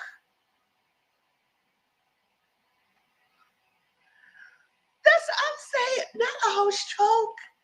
I rolled her out of bed and put her in the hole. You rolled her out of bed and put her in the hallway. Damn, that's how you do it. That's how you do the girl. You said, oh, in the hallway you go. Here, go in the hallway, girl. Go in the hallway. I can't deal with you. Go in the hallway. And then I called for help. She recovered, but pressed charges against me. How to get my wife to forgive me? I don't know if you're going to get your wife to forgive you. Because I wouldn't get myself to forgive you. Yeah, not roll her out the bed and then put her whole way like she's a freaking dead body. Like, really? And she pressed charges. That's how you want to find out. Not only you cheated on her, she had a whole stroke. You left her out of the hallway to get help. She had to go to the hospital. And she pressed charges against you. Maybe because you rolled her out the damn bed and put her in the hallway. Like she was a freaking 2-piece in a biscuit.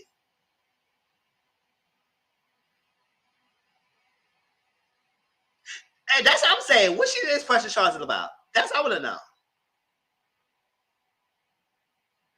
She pressing charges of, yes, that's what I'm saying. She pressing charges that you were digging him back out and you got a stroke. You hit the nerve stroke, and now you in the bed because she was naked in the hallway. Like, what's the pressure charges about? What is the pressure charges about? Wait, what charge she get pressed for? I don't know. Did she bang her? That's what I said. Did he bang you to show? That's you saying? You fuck me. I saw the laugh, but Your Honor, he banged me into the stroke. You know, everybody was like, what the? He did what? He fucked me into the stroke. Like, I can't say it in another. Well, he did what? He banged me into the stroke. Like, what you want me to say? Shoot.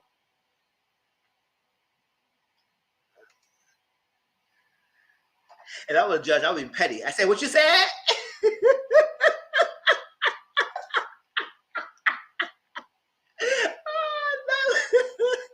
I'm gonna ask baby take me into the truck and see what he said.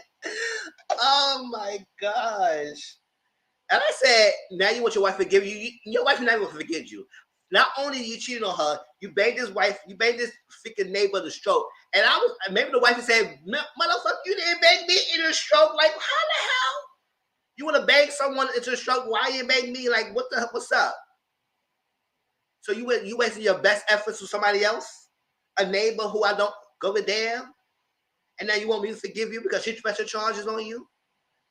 F you and the charges. Bye.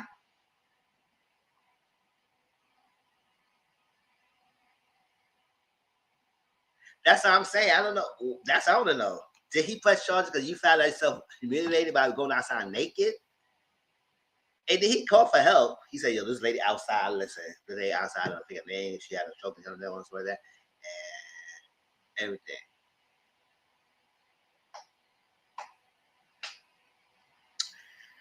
Buddy, I don't know what to tell you. Somebody help this guy. Somebody help this guy.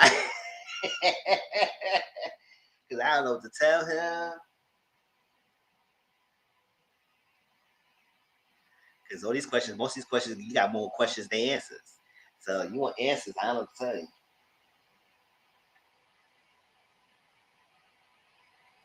But yeah, the pressure charges, I need to know what that was about. What was the charge for?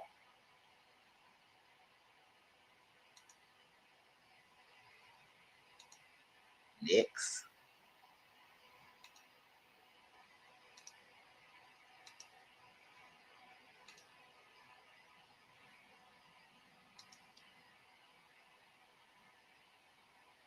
That's what I'm saying. Why was he home midday, banging someone into a stroke? Like, why he was home and his wife is at work? Or you're supposed to be at work unless you work at night, so whatever you're doing. But why are you home cheating? And then not only that, I'm at work, you go home cheating on me, cause her a stroke, she presses charges, and you think that I'm going to be forgiving you? Hell to no. My next thing is probably legal separation, something because she's not tapping into my motherfucking money. Hell to the no. Because you want to cheat. All right, question 5, y'all. My God-fearing man was exposed in a viral sex tape recently. I thought my only competition was his wife.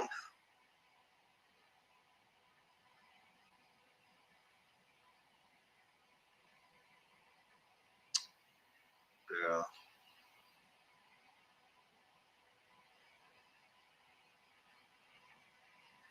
That's what I'm saying. Why not go to his place, her place? In your wife's bed, like we all sleep together? That's a lot of layers. Do you think your wife gonna forgive you? Hell to no. She doing all that. In my bed, stroke, all that stuff, left outside, a neighbor had to find out this way. It's humiliating. Yes. My God-fearing man. That's what she said.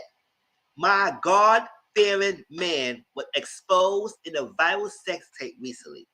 I thought my only competition was his wife. Lady, how is he a God-fearing man if he's cheating on his wife with you? How God-fearing is that? Because a God-fearing man will be faithful to the Lord and faithful to the word and not cheat on his wife. So how he's God-fearing? He must be a hypocrite or a fake God-fearing, but don't figure glorifying him in the same sentences while you expose him as being a cheater. And you say it was okay because your competition was his wife. And not only that, he got exposed in a viral sex tape. Let's move on with that. Oh. And then I saw him making love. Ooh. Then I saw him making love to a man with the same moves and moans he uses with me. I lost faith in love and men, and I need getting help my faith back. Advice? My advice, you better go to the different church. You better find another girlfriend. Listen, whatever you met this guy is, and say he's a God-fearing, maybe it was an old church lady who was waiting for the thickest piece of dangin'. Because I don't know what stuff was going on here. First of all, you lost faith in man.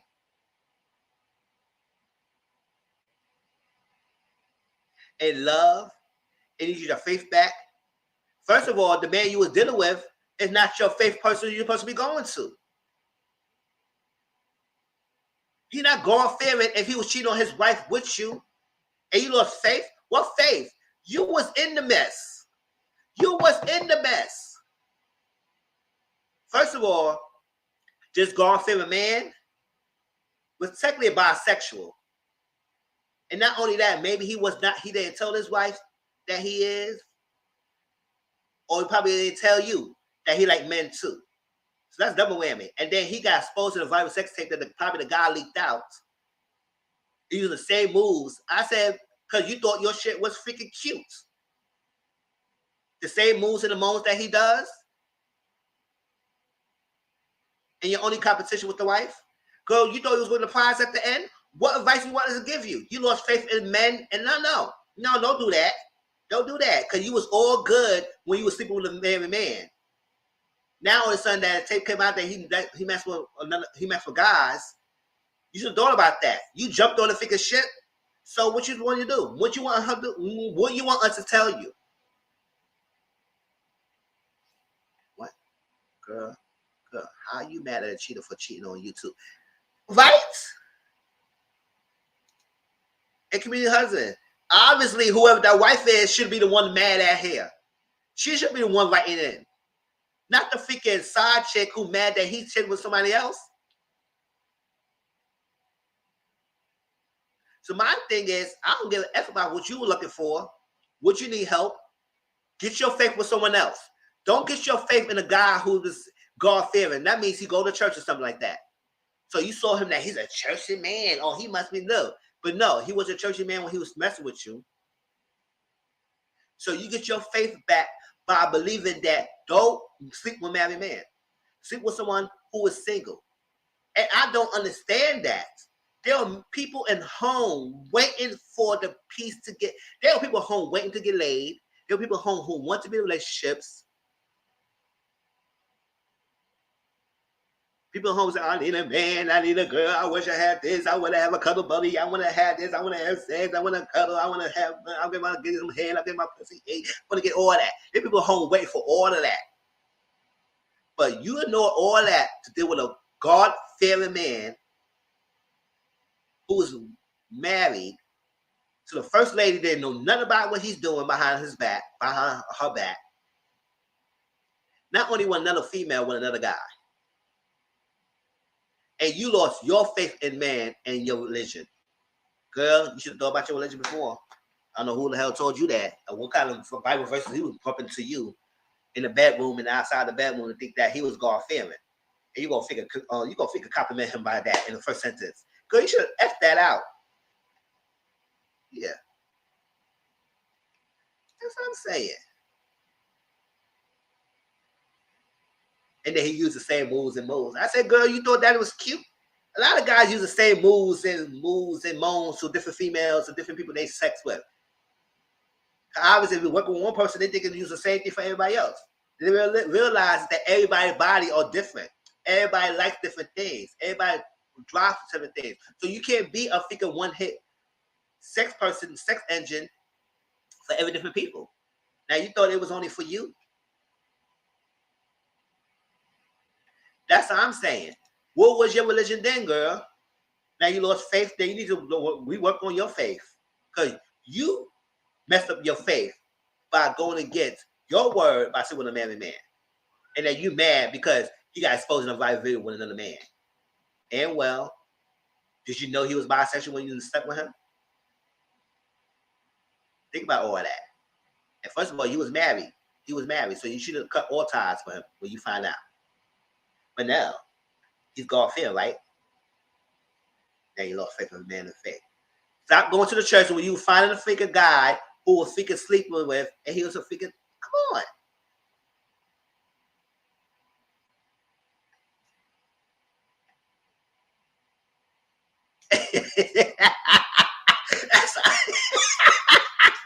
I love the man's kids. Like, come on, shoot.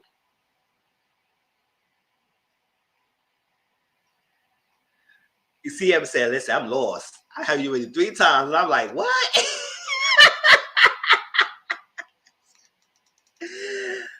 Oh my gosh.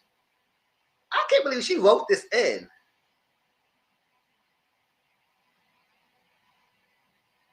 And she claiming that's your man. Girl, that's not your man. He was never your man to begin with.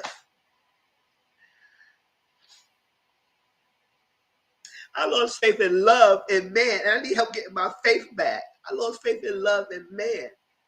How about find a man who's not attached? 1.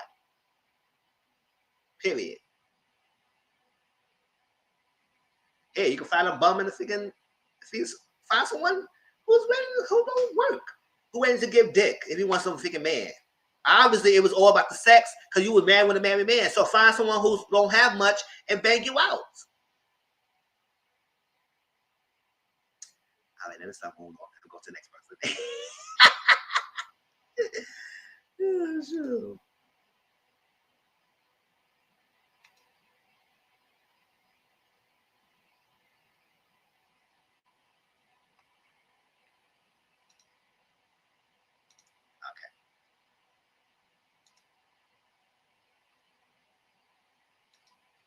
This is the last question, then we'll move on to the next segment. I like these. So. That's what I'm saying. Obviously, it wasn't you and him that he was messing with. He probably was messing with everybody else. Because I guess everybody in the church would probably know he was freaking going around slinging dick, but the first lady.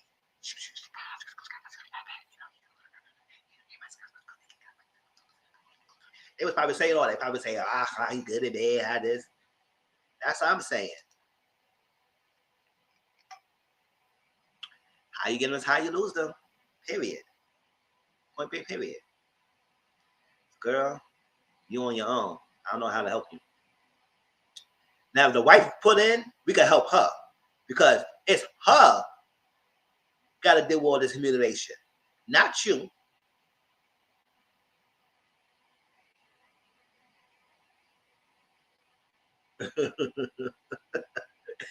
Yeah. If she wanted all that, because that's all she was getting. Now, if she was getting the financial things behind closed doors, oh, well, that's part of added bonus. But at the end of the day, the old arrangement was sex. So don't think it's anything otherwise. Don't think he was getting a relationship. Nothing like that. And the fact that you thought you was the only one, the only competition was his wife. That's a girl. And then you go calling yourself. You told her your damn self, girl, with that damn statement. You gonna put God feeling. Girl, I still can't get over that. All right, question number 6. My girlfriend says she's tired of my dry jackhammer sex and wanted foreplay. Stop doing the jackhammer sex. Shit, what the hell? People don't know foreplay does intensify to sex. I love foreplay too. The kissing, the neck fighting, and the nipple playing, and all that stuff, that all stuff. I'm back, my bad. My mama said you all the way around the world back for some big cornflakes. You missed the freaking question 8 session. You gotta go back and replay and tell me how you feel in the comment section. People who come back and replay, tell me how you feel about the comment section on the freaking the question section. Chad, cause it was crazy. Stop doing the jackhammer sex. It's like, listen, young people think, listen, we all take the same thing every day. I give and I give. Y'all know I'm very smart, stuff like that. But people who does that freaking jackhammer thing think that's cute. No, I don't like that. You gotta make your body flow like TLC. Don't go too fast, go too slow, make your body flow. And foreplay it. Because sometimes the foreplay intensifies the emotions. And it's dry. So all you do, come on, no, I like that all the damn time. The jackhammer, you know the jackhammer, that's a jackhammer. That's what he's doing. And he thinks you freaking gets No, you can't beat it up like that.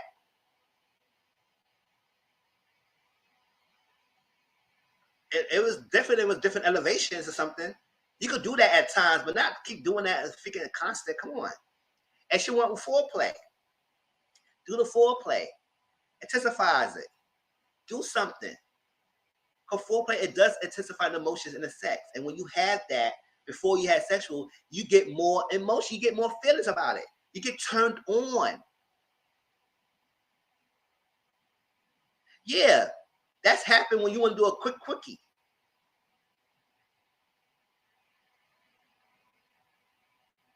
That's what I'm saying. So she said she wore lingerie and she wore lingerie and you laugh. She wore lingerie and you laugh. Okay, you be prepared to get your ass roasted in this question, but we'll see what happened. Because you writing questions for ladies in the ladies sections, and you think they're gonna give you good advice? Okay. She wore lingerie and I laughed. I told her to lose weight so I will have visual stimulation.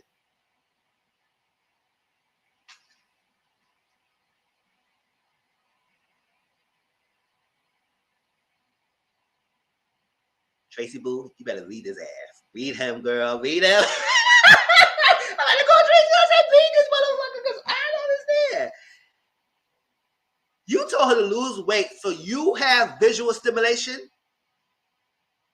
She used to dance. That was 3 babies ago. Now she cheated and leaving me home with the kids.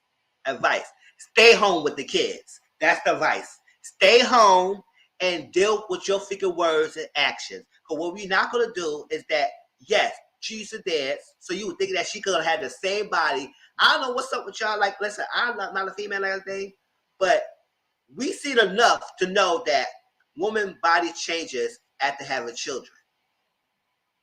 Not everybody can go snap back to their body the way it was.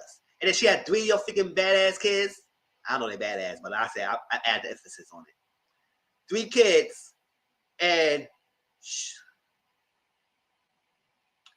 3 kids and her body change, and you need visual stimulation because she has some gained weight. Not with your jackhammer sex that you was given.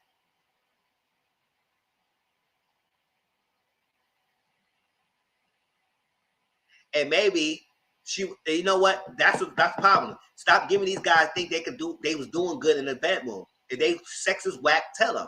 I know sometimes you're not gonna get easy because a lot of guys fat. A lot of guys ego are fragile when you come to the sex department and try and tell them they sex is trash. They get all in their butt hurt because that's all they think they could give. That's all they think they could want. And I was listening to Bonnie live earlier, and she said a lot of guys value relationship just to sex. That's all they want. But it cannot be possible that's all you want. Yes.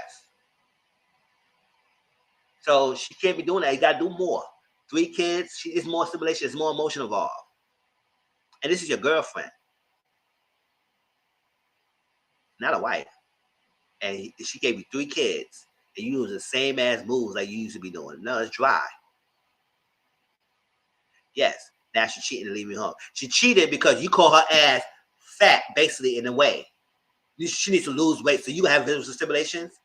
How her losing weight give you visual stimulation? So you like the dancer types. That's all you like. That she had 3 of your kids, her body changed, and now you upset and guilty about that? Instead of her make her feel bad about her weight, make her feel sexy about that. Maybe she could maybe want to go back to get her body back, or work with her, or make her feel sexy that she gained the weight because she had your dumb ass kids. And listen, and have a lot of weight doesn't mean anything. There could be some people who still love the corn rolls and all, and give them the best sex of their life. And that's what she did. She got herself a good dick who loved her freaking body weight.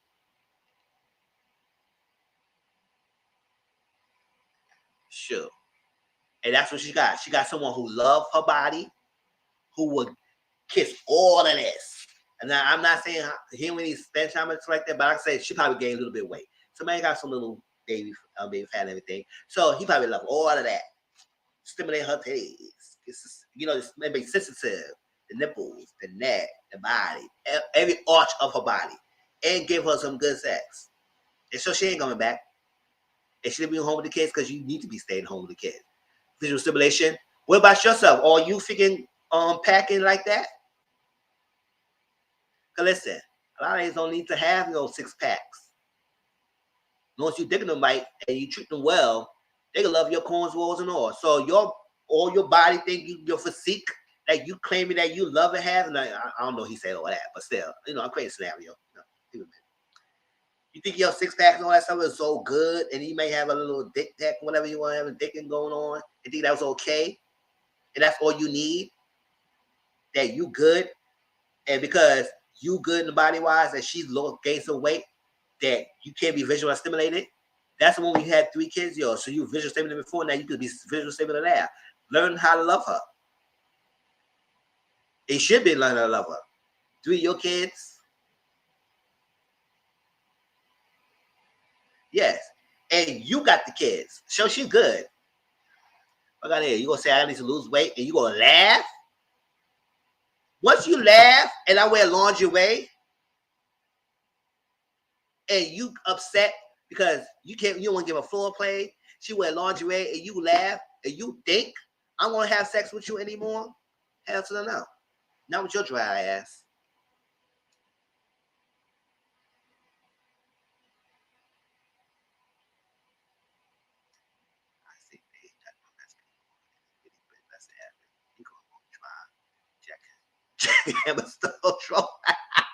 Don't try Jack and Trey. That's what I said. Who pretend that?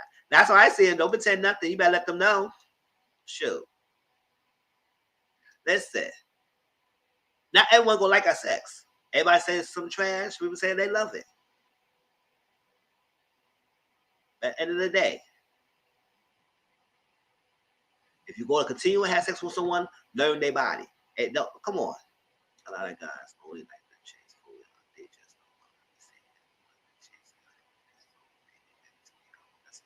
she got her back crack. She's doing great, right? She's doing good. Now you want her. She want her home. You want. Now she's cheating and leaving me home with the kids. Advice? No advice. And the fact that you wrote this and you think any female gonna let you rock with the hell what you just said? No.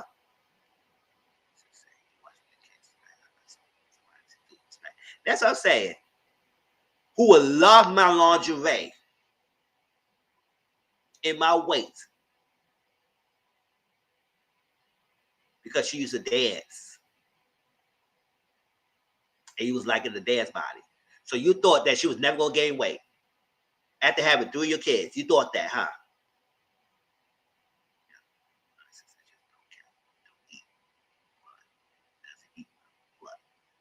Child, for real. You don't count, it doesn't count. The sisters don't count. Don't eat, 1. Does he eat well? 1. That's the same. What does he want her home for? To laugh at what the next man loves. That's what I'm saying. Oh my good sister, it never happened. That's what I'm saying. And you want her home. Child, you better get out of her face. She ain't coming home. You laugh and say you want some visual stimulation because she needs to lose some weight, then you take care of the damn dude kids and let me get some dick. You're not getting this pussy again. I got it. You're not getting this punani. Not ever again. And you go ahead and cheat. Because she ain't worried about that. Once she step out and get her own D on the side and leave you on her kids, she's good. She checked out of you a long time ago. You're not, no. Well, she already moved on. Well, she moved on like Maya. She ain't playing. You laughed at her face. That was always gonna be a better her man. Like, listen, damn, I was loving you, and you had 3 of your kids, and you were laughing at me because my weight. Boy, bye. Let's move on.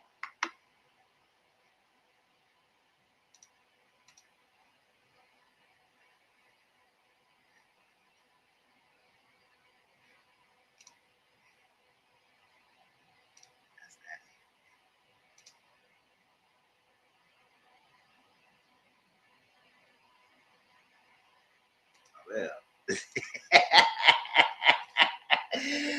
All right, the last thing we're gonna talk about it before we get out of here is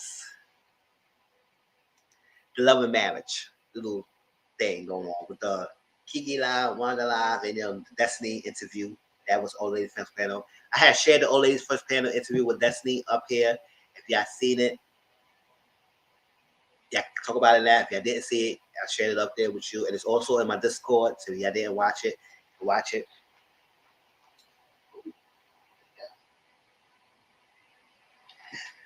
All right, so let's quickly go with the Kiki Live, right? Oh, wait, hold up. A little time first.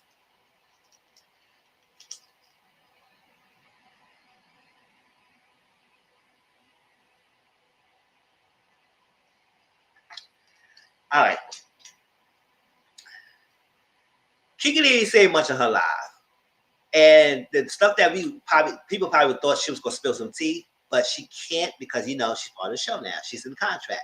So it's not much she could say unless the episode airs. And it's also been like that in most of the other future shows as well, and other shows as well.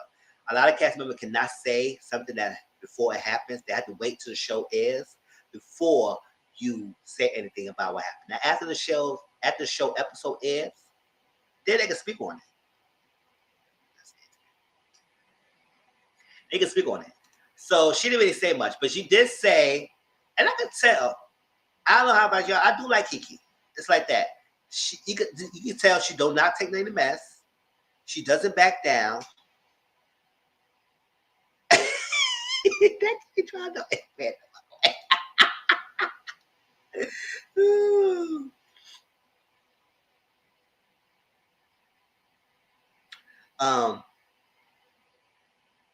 you can tell she's really genuine. You can tell she has a good spirit, but she doesn't like no mess. So at the end of the day, she does say that she cares for her cousin. Anybody could mess with her cousin, she will have her cousin back, but at the same time, her cousin had issues when they had to get at each other sometimes. And she did also say that Tisha is not no figure punk B that you all be seeing her about. And she's not a pushover as seeing it. I said, well, she need to show up or something because we haven't seen this. Or she's allowing this to happen. So if that's the case, that's on her. If she's not that person that we thinking that we seeing what we seeing. So if she's not that type of person, she need to show up. I mean, period. So that's that. We also find out she's an English professor. She was an English professor for a couple of years. And she stopped, and then she has her own business, and she's writing stuff. So I say, you can tell her articulation and her words and everything, like, she speaks well. Even with her dialect, she speaks well. And I enjoyed it. And she didn't like that how her auntie talked about her mother and grandma, because she said her mother and grandma never put together and never kind of did that. She was saying her immediate mother or whatever, and her going back and forth. And then Miss Wanda in her live was saying that, oh, me and my brother, we never hate each other, we never talk about each other, nieces and everything and all that stuff. And if we do have an argument, we know not spend another day without talking to each other. I said so well. What the argument is about? Because some way, shape, or form, y'all competing against or whatever the family, and whoever is the responsible family, it confirmed when Kiki confronted you and when you went to her house, you didn't have much to say. So that means to tell us, and then you said, well, it's not Tisha's fault. That answer that you gave means that what Kiki was saying was the truth. Some way, shape, or form, the adults in the family was putting these people, these siblings together against one another. And then was one, you got your behind and your freaking live to say that you want to explain the don't mess with people who can't buy a box, who can't buy a box with shoes. Meaning that if they can't buy the stuff that you got, T-shirt at this moment, if they can't live with the status you is now at the moment, if they can't buy the shoes or the Gucci, whatever, you can't mess with them. And also, on your same breath, you said that you grew up without having much. And then the people on the other side was clowning you that you have much. Are you doing the same thing that you claimed that they was doing to you in the beginning? When you growing up, when the daughter was growing up? You was on the projects, you didn't have much, now you have much, now you can't mess with people who can't buy the stuff like you have. It's good to brag. It's good to have the bragging rights of your daughter that she's doing successful. She does. She did things. She was in a project. And it doesn't say we won't. It's not won't be in the projects, y'all. People act like it seems like a project is the worst thing. Yes, they have their moments. They have the violence and stuff like that. But being in the projects only means that it's a public controlled area with different values of incomes, because not everybody lives in the project or broke. They just happen to be in the area.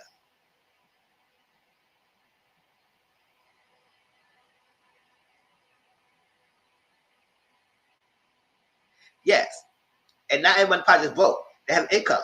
So a different values of income. So when you go one household, they only paying like probably, let's say for $500. You go another household, they paying like $1,000 something. You go another project person, they paying $2,000. Another person, they paying $200. It depends. There's different income levels in the project. So just because you live in a project doesn't mean that you broke. It is that you was able to get an area when you get free light, so like that. I guess you just got to pay the rent. It's like that. And it'll go by your income level too. So it's not a controlled rent. It's like that's why everybody different household have different rent based pay in the projects. It's not wrong with that. So I have one major question. If Kiki and Tisha are 2 weeks apart and they both born after the kindergarten cut off, how Kiki will college first? Also Kiki was around since. Yes, it has been. I think she stated that she has been around. Just that she was not part of the show, but she has been around. So just like people were saying that Stormy was been around and other people have been around behind the scenes, these people have been in the scenes with these main 6 people behind the scenes. But just now we just start seeing them when they start coming to the show. So it's not mess per se if they had been around. Now, how they come across on TV screen, I can still judge on that because I don't know what they was doing behind the scenes. But they have been around in events. They've been in social events and everything. And come to find out, I guess. And Kiki did mention that how she don't believe. I don't know if that's like that in the South, especially the Black South. So it's like, what was I saying? She don't believe that. Remember, Tisha said in the episode, so she had to tell Mel and Martell something that they need to know about Kiki because she's coming to the house. Now, everybody keeps saying the bed bugs and everything. I don't believe it's the bed bugs. If that's the case, maybe that's what you have to say. But it's so easy. I don't know where that came from, if that's the truth. But I was like, where that came from, or who mentioned that and everything, y'all tell me. But my thing is, I don't think it's that. And Kiki said in her live that it was something that was told to them that prevented an opportunity that she was presented. She said opportunity. So, and maybe, I guess it was Bonnie Live or somebody live stated that.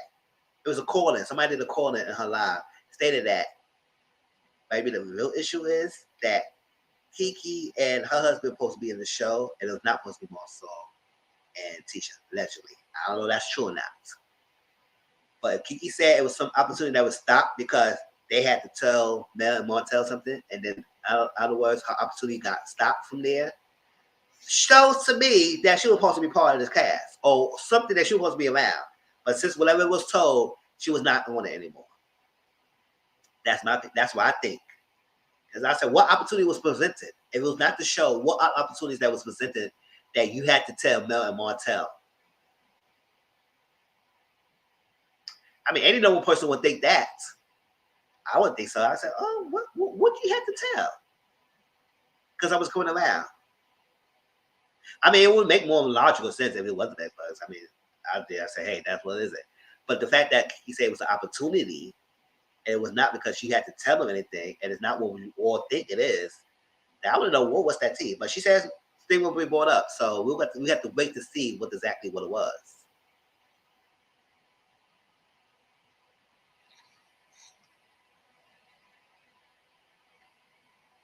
Yes.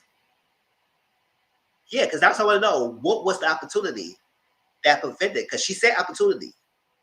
So it was like she didn't say it was a home situation. It was a private. No, she said it was opportunity. So something was up that happened that prevented her to have the opportunity that she was supposed to have. And whether it's that's no. And then Miss Wanda got her live and said, "Well, no, no, they would never jealous each other. Never. I said, girl, you said image. I don't know what the hell you mean, but Elvis was saying envious or jealousy. If it wasn't that, what the hell you meant with the image?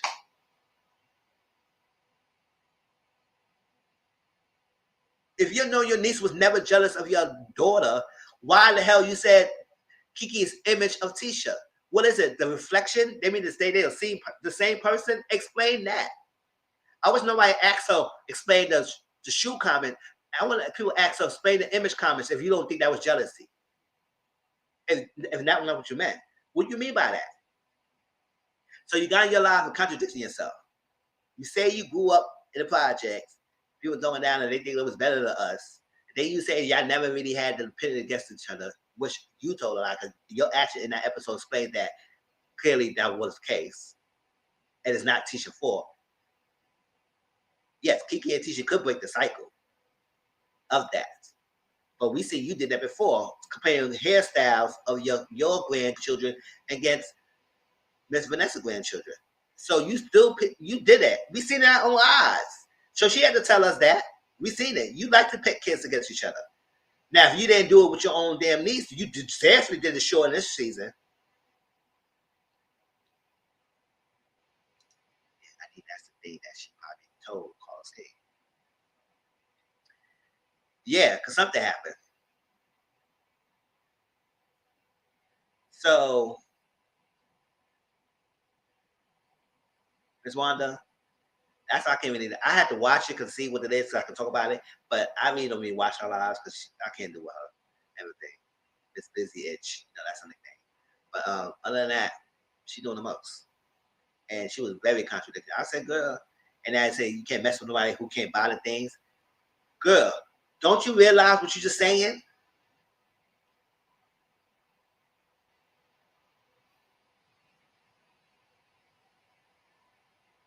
And you love your niece, but you go in her house calling her a B. What's up with that? And I didn't realize she told her that. I kind of totally missed that she called her a B in her house.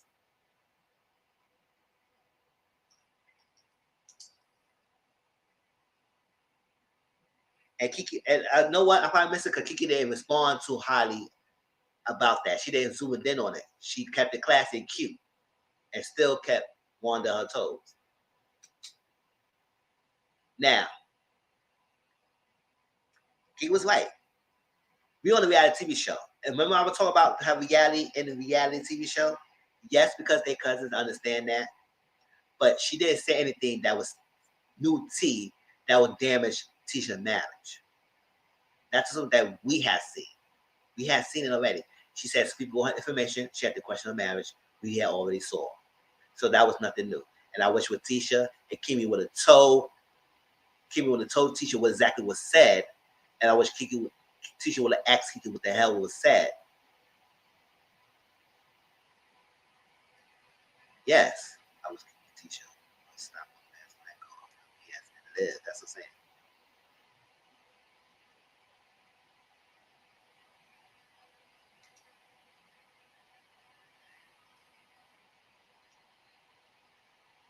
Yes, because she said it was an opportunity. So what the hell was so damaged that they need to tell Mel and Martell that they would have to call those clean not to have her? But another thing is that it is so much. Now maybe because of that. Then again, Carlos said he would never bring anybody in the cast or back in the show if the main people, his ensemble cast, is not comfortable. So obviously, I said it last week that Tisha and Marceau and Miss Wanda was okay not having Kiki in when she knows some skeletons. Because now y'all notice they the focus point. I didn't mention it earlier this today. They're a focus point. They can't hide behind Mel and Martell anymore. So the fact that if you didn't want Kiki in, obviously y'all probably could have. But at the end of the day, I did say the production had the final say. But then he claimed he cared so much about his cast. So if that's the case, then she would not be on the show if y'all wasn't okay with that. Now, but if y'all did what y'all did to Kiki so she could stop her opportunity to be on the show, then I have every right to feel, Kiki should have every right to feel the way she feels. And I don't care about the OT. Everybody saying, well, she bought something 4 or 5 years ago. I don't care. I don't care about that. Yes, that was wrong to use that. And I said it a couple of times. Yes, she would say, you know what? But if it's a reality TV show, if they had the conversation and they need to talk about it, that's what they need to talk about. It's not reality, because most reality, I probably would say, I don't care. No, I'm not getting into this. I'm eating my food and y'all can talk about it. I don't, nothing to talk about. Mind you, reality TV and reality, two separate things. Reality TV, they put you in a situation where you have to talk about what you need to talk about. Now, they can't force you, but hey, I think we're going to see Kiki as well next season because she's a family. And people started liking Kiki, especially when she spilled that tea about the family dynamics and how people were trying to shut her up in the show because she said how the family felt. She said, y'all will get to see in the scene when they was with their family. And then you know how Marcel Luce was cool? Well, spit it out. They say, I said, oh, you cool, karma collected all that time before? Now all of a sudden you want to be all vocal loud. Now all of a sudden you want to speak in your mind in the car. Or now all of a sudden you want to be all loud. You was all calm and cool collected. And nobody can get you. Nobody can sway you. Nobody can tell you to keep your cool. You always kept your cool. Now all the season, now all of a sudden you want to be all wild and boisterous. I guess Kiki, what's up with that? And Kiki don't got nothing. You had to be all mad about it, right? I mean,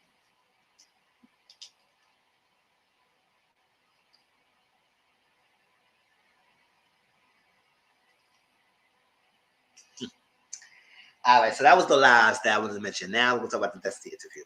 Now, how y'all feel about Destiny interview and everything? I'm going to say this. I don't know everybody's lives 100%. We only ought to go by what we see on TV, what was presented on social media and everything, but we don't know someone's life 100%. We're not there 24/7. So, I know some people might disagree, but I enjoyed the interview. I enjoyed the interview because we got some insight of Destiny's story. Somebody told the same thing. She said, how the hell you was English professor and Miss Warner don't have no freaking English lessons? I was cracking. I was like, yeah. When I found out she was an English professor, I was like, oh, she get no lessons. I said, maybe they ain't want no lessons because they ain't like you. Maybe that's why. Shoot. I like the interview because we got more insight. I do must say this. Did she hold back some things? Yes. Did she leave some things out? Yes. So we're not going to get the full picture of everything. And also some stuff she talk about, we had to get the other person's side too. So we never know. But that's her truth. So I'm not going to really sit here and tell her that she's lying about all that stuff because that's her truth. Now, she did say some things on the show that was contradicting a little bit about some things.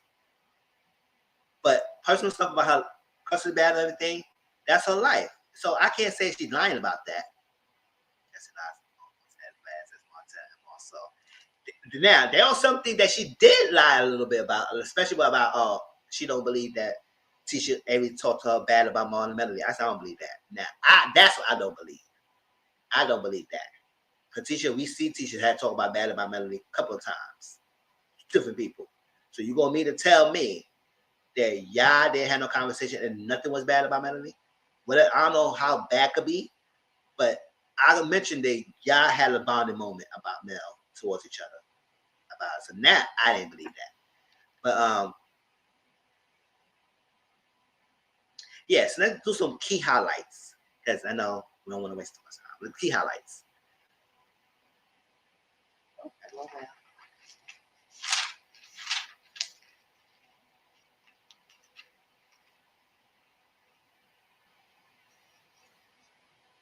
About Noah Martell, one thing about that.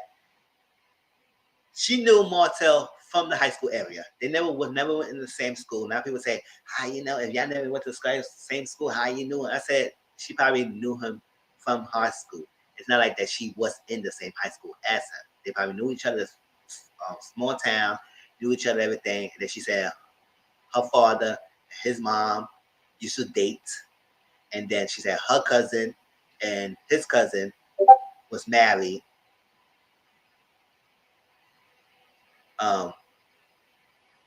Had kids, and then divorced. So she has a connection with Martell for a while now. I said, oh, okay. That's enough. I need to husband because they can't be. That's what I say. I need that. Sure. Now, the talk about the freaking friendship between how she talked to Melanie about Martell and how she talked to Martell about Melanie. I said, Destiny, that's a point right there. That's a problem right there to me. If Martell's your friend, why are you going to run and tell that Melanie everything that he's doing? And vice versa. Now, telling the other spouse about the other person, that's kind of messy. That's messy.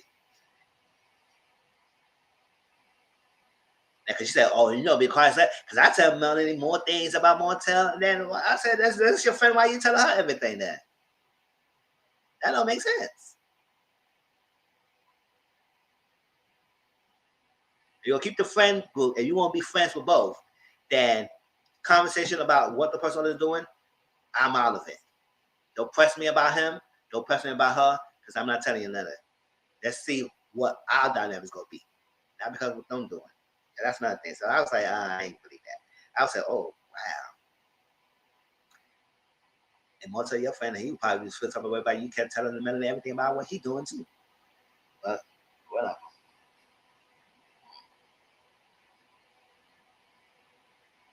All right, so they went to a big conversation about privacy and transparency. Okay, yes. I just definitely realize now that if she don't share much of her life, people gonna make their own assumptions and opinions about what they think has happened to the front of that. And I do believe because she wasn't a focus point, she wasn't getting an opportunity. And I do believe some production edited a lot of her stuff out that she probably said. But she did mention that how she should speak up and say more and be more open. So I think because she realized that she wasn't sharing much, then people ran with the story they want to ran with. So that's why it was so visual about the comment section and everything. Everybody said, she don't know that they're like picking holes and everything. And they make people some confused, which I can see why some people might be confused. I don't think I was confused. I was looking for some clarity and some insights about some of the things. But I believe her everything she said. No, and I do believe she was holding back. But hey, that's not her life to tell. Let's see. If she's going to be friends with both of them, then she shouldn't talk about them. What they said about them. She can talk about it. Yes, I believe. Just be listening to ear. Or leave her alone. That's what I'm saying. I don't know if she ever was really else friend. Because if you see someone that's like a really emotional piece of you, they still make friends. Yes. And I think that's the question they mentioned, how can you still be friends with him and him and LeBevick was the same kind of person? Because she said they share similarities of personality-wise. So is their personality similar? Because just because Martell displayed that thing towards you. And that's another thing.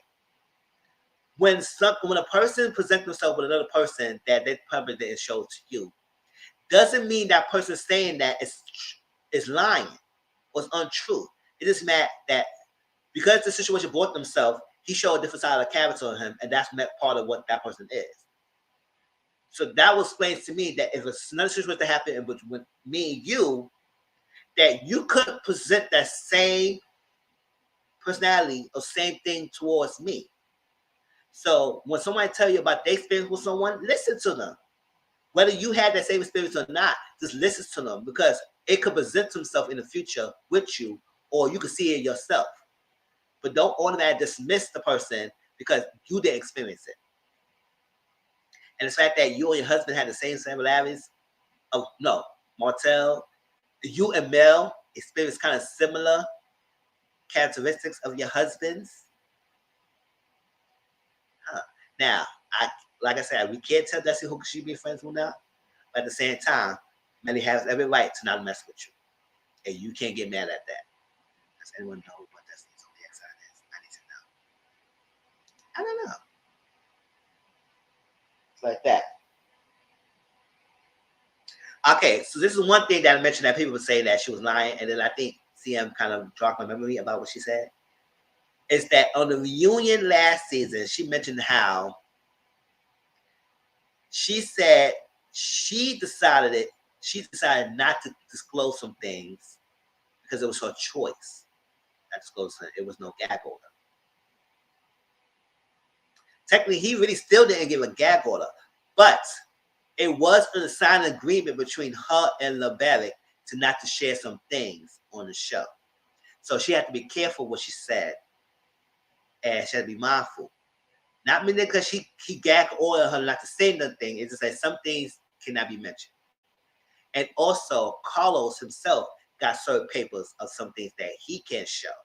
So maybe if she was sharing some things and stuff like that, we probably cannot see the full version because Carlos probably was editing some things out. And we can't see. So on both ends, so maybe she could have said that it was an agreement and everything. So now people will not like, okay, so it was agreement.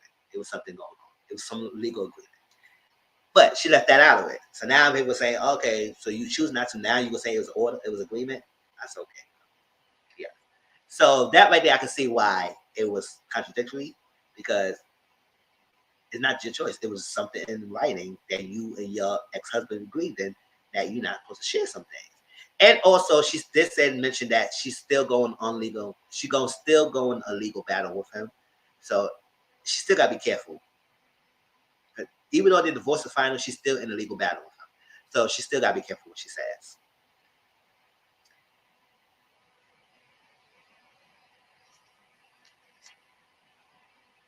The timeline. So this will Brittany, Bonnie, that's her real name. Bonnie Blue mentioned and asked the timeline and specifics. Let me make sure I get this right. She just said that they've been together for 5 years before they got married. The first year of the marriage was long distance. So they wasn't really, really near each other like that.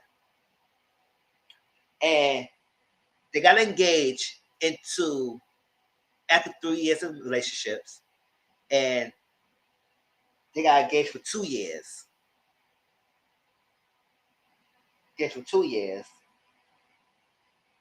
Is she a Taurus? Aries, Taurus?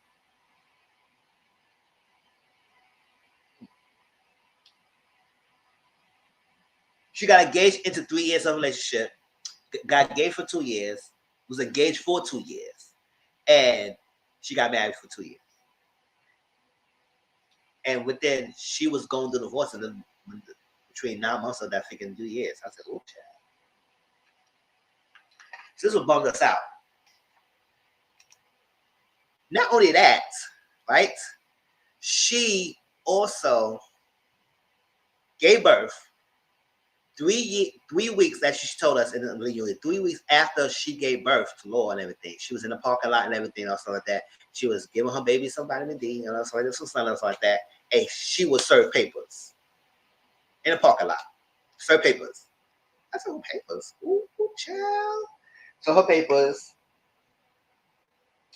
And during at that time, and around that time, not all that, her business will close 3 weeks after she's opened it because Panorama happened. You know, the peak of Panorama 20 years ago. That happened. So her business got shut down. Her money was not, she wasn't making no income coming in as much. Even though she was making a lot of money before the marriage and everything. She was obviously probably was making more money than he was making. Or stuff like that. It was a lot. She just had a baby. We felt like she had 5 miscarriages before this baby. So she was on edge about this last one. She had a baby naturally. She wanted to make sure this baby come in terms. Get right. Just had his baby. All that stuff. Panorama. Business shut down. All that stuff. And then he served the papers. So you could tell any person in the right mind would have been out of the place. Like, their emotion been all over the place. She responded by sending him documentations. Now, granted, I'm not doing that's the saying. I was like, yes. I was like, you was on and off doing the dating relationship because she did say they was on and off in dating. Further treatments. She was a corporate worker at the time, so they was paying for the vitro and everything, and it would be free if they paid for it. So she stayed in the corporate world, all that stuff, and I too. She got close to the show and everything. That's where she got her business, stuff like that.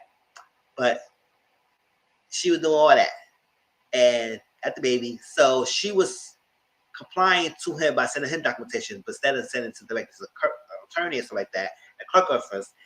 And maybe she was not thinking straight. She wasn't thinking straight.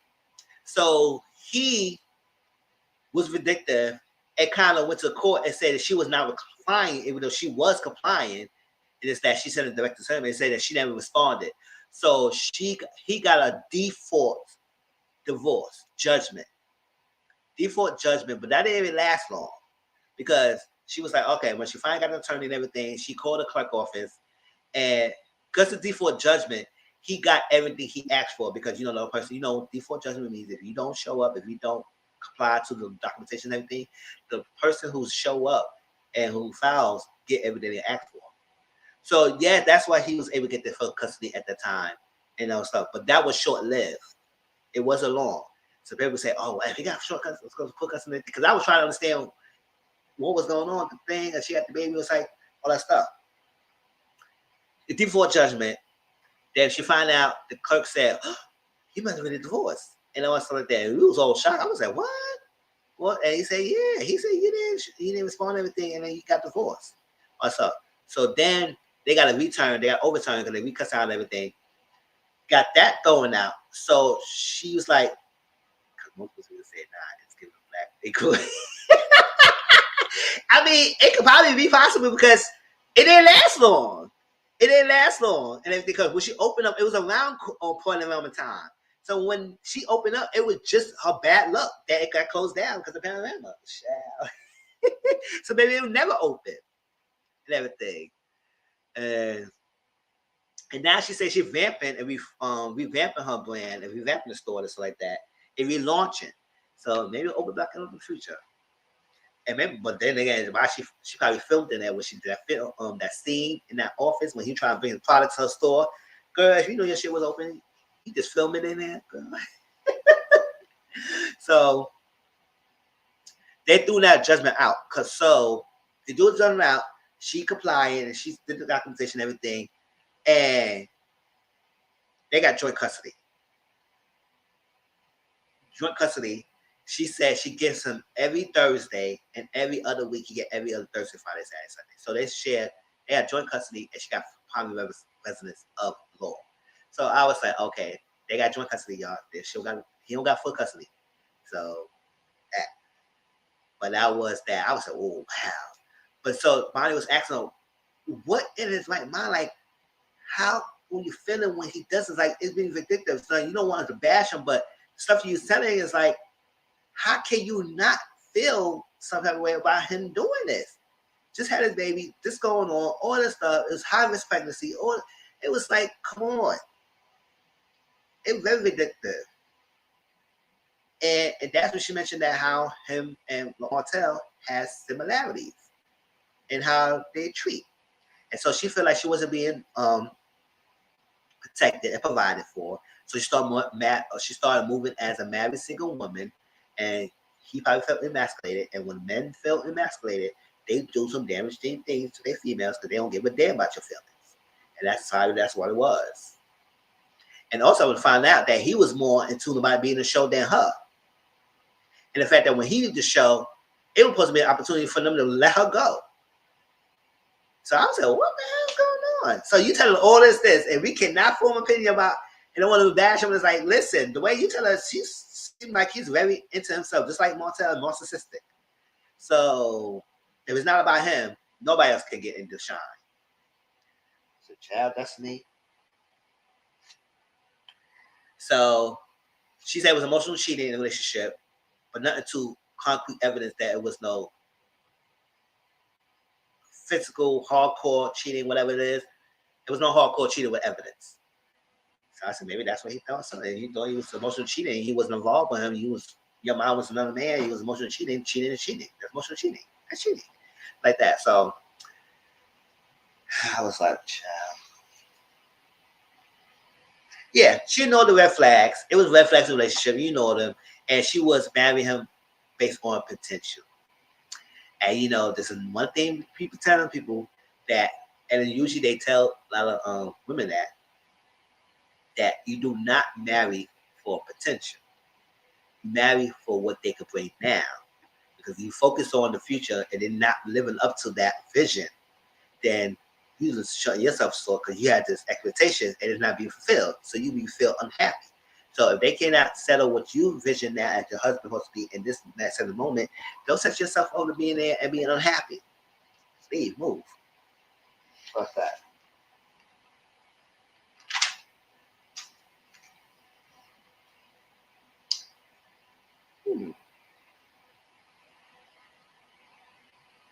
She mentioned about the public assistance and PPP loan.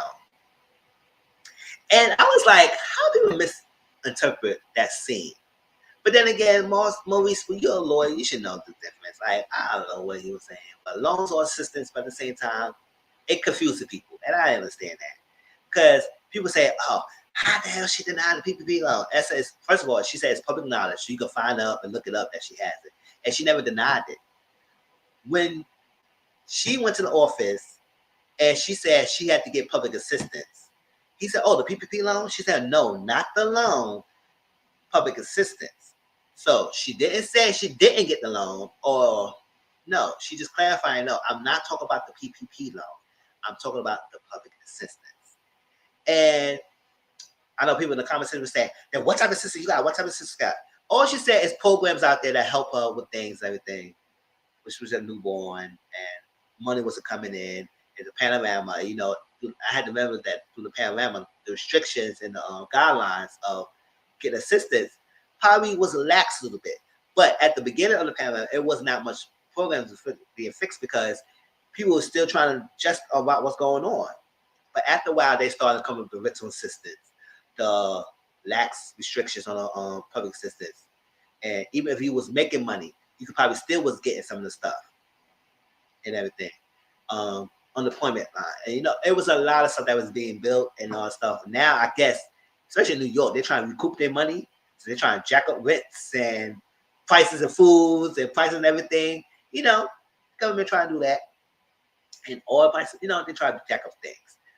So she was able to get programs that help her with some of the things. Now, she wasn't getting child support because in lieu of child support, he was able to pay for the house for a year. Now, I think they're on battle in court because of the house thing. But I think the agreement was, what was it? To refinance the house. What was the agreement? I wrote it down. Oh, pay half of the mortgage, whatever, or sell a house and get 50-50. But she said it makes it more beneficial of staying in the house. So I guess she's paying half. So damn near impossible for an extra job. You have to pay child support at least. That's what I'm saying. Yeah, because I was meant to talk about how New York is. It's hard to get one if you have income. So I guess at that time when she got divorced and she wasn't getting child support, he was getting paid a house. It was only going by that. I guess they a little lax on it in the panorama of they was getting assistance. Because when she got divorced, she was in the peak of panorama. So it's like, maybe it was lax. But before that, and probably now, it probably would have been hard. She wasn't getting assistance. So maybe it was programs that she got that it was set up in that state that she's in, Alabama, that was able to help her. And why you stay in the house you ain't paid for? That's what I'm saying. But listen, that was the agreement, and I guess she wanted to stay in the house. Oh, and you can't pay for it. Yeah. I don't know. So I guess I don't know what's up, what she's making, because the only question she did not answer was how much she was making in the show.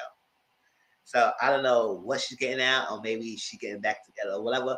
But at that time, she said her money was all out and everything, so she had to rebuild herself, rebrand herself, get her back herself in order to get things situated.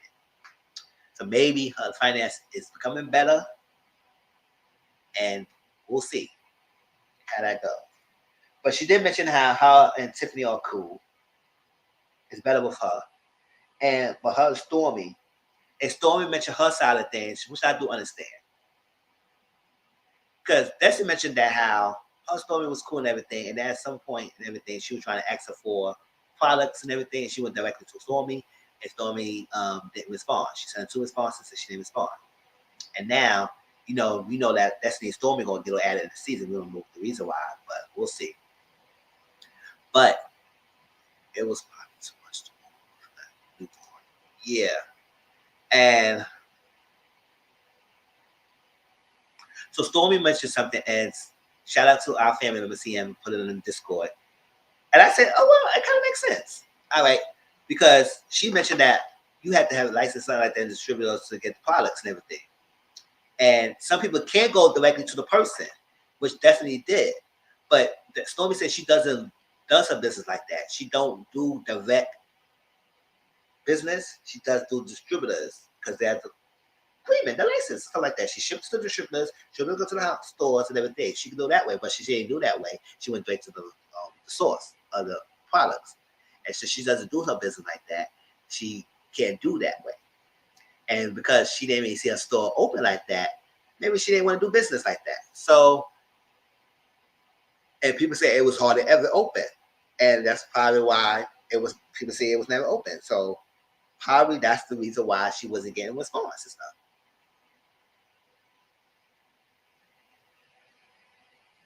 But it's a lot closer better than people. Yeah.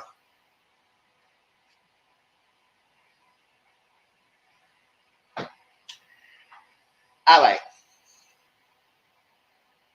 So the village conversation was made about, she just really want Mel's. I know this live alone, but maybe I think I even something like that. But she was basically saying that the village conversation, she just want Mel's understanding. And that it could be there. And I don't know what's up with that, but my thing is that maybe it's because she can't give much and there's a lot going on. Martell was doing this to her. She had to get herself together. It was too much. And maybe Mel feels she's being used and all that stuff like that. And she can't give as much as she needs to. And the conversation shifted. And I do believe, because since that reunion, Mel started moving funny with these people. And because once she found out of a lot of stuff that was happening, but they knew and everything, how they trying to shit on that stuff, I understand why she's moving funny with this group of people.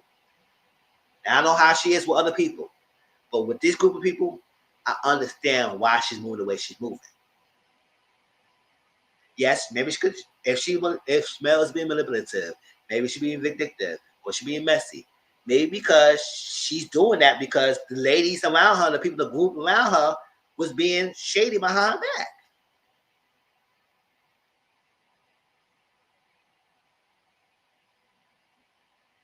The other day, she approached Steve like she was going to help Destiny become. Want to help until Destiny became Destiny. Okay. And I don't know what's the reason why that happened, because she feel like, because she was saying that Mel can say a lot, but not saying much. So she thinking that because Mel might say something without even saying something, think that something is going on without which not being said. So the nonverbal, it speaks much volume of what she's not saying, or what she probably could have said, could be a reason why it changed people's decision to be with Destiny. Like I said, listen, I don't know if I can put that on Mel, but I don't know if it's true or not. We don't know what she said. We don't know the conversation and everything. So we can never gonna know the truth about that. We only could know about Mel's side of things. And I think Mel did a live with the girl that Destiny complained about? I know she did a live with a friend, but I kind of was half sleeping going on with that thing. I know she did a recent live and she explained some of the stuff that I think Destiny was talking about. But y'all explain me. If y'all know, y'all can share that with me, because I think she did. But let's see.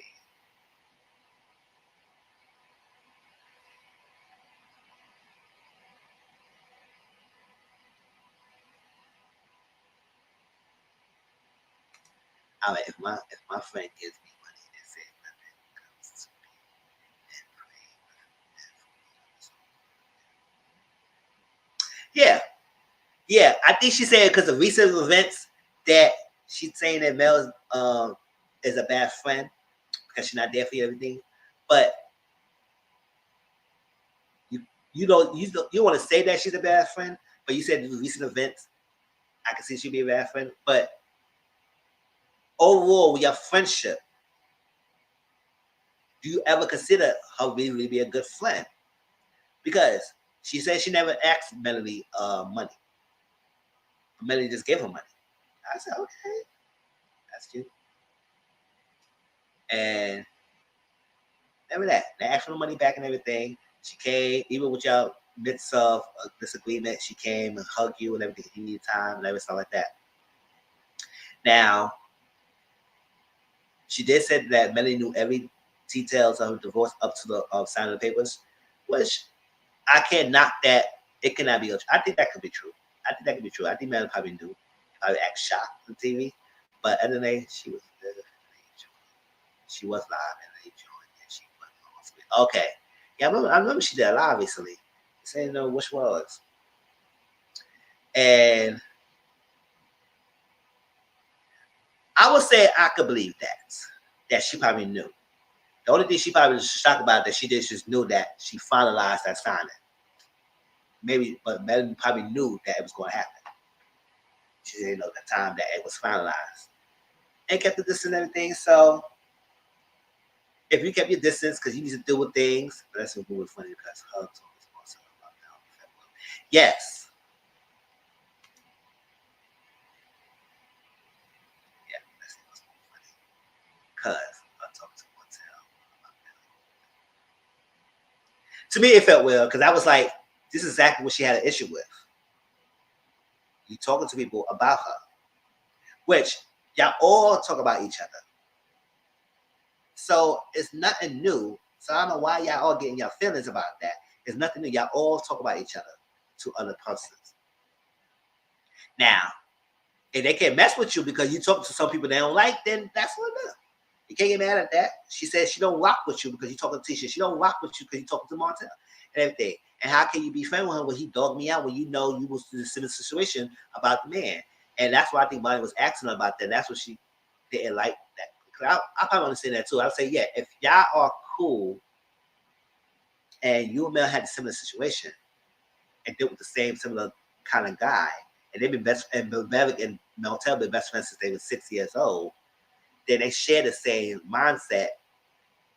So how can you still be friends with him? Like I said, I can't tell to be friends with him, but I would say if they share the same similarities, because Martel didn't do that to you, you can't knock him off as a friend, but you was being there for Mel because she was doing the stuff. And you also, he told you, oh, that's what you single because that's what you got divorced now because of your mouth. I don't care how much y'all think that's painful, but Martel telling me that, I said, boy, bitch, what you trying to say? Not because of my mouth. Don't do that. Don't even try to play me like it's my mouth. Because no, y'all guys know what y'all have when y'all doing. So when it just fits his way, he's not for anyone, friend at all. And you know how he always blaming his freaking wife, everything. So I do believe it takes two to break down a friendship. So I will never say it's going to be 100% Destiny's fault, but I ain't going to say it's 100% Mel's fault. It probably could be both. We don't know all the ins and outs of the relationships. But what we've seen so far and how Mel was a focus point for 3 seasons, how everybody's moving around her, I do understand Mel's plight against these group of people.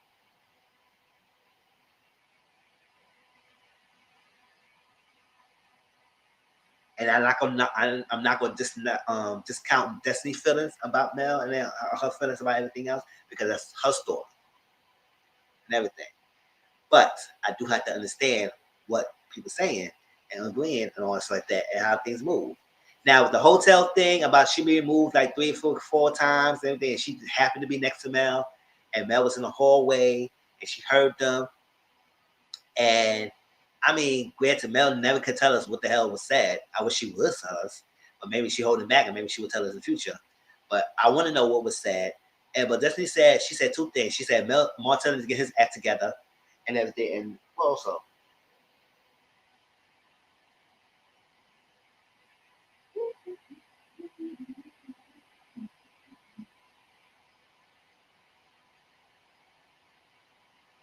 well, I forgot what she said.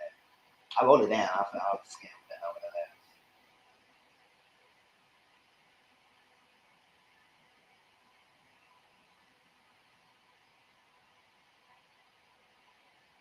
All right, it was that. She said Martin needs to get his act together and Giannis or something like that.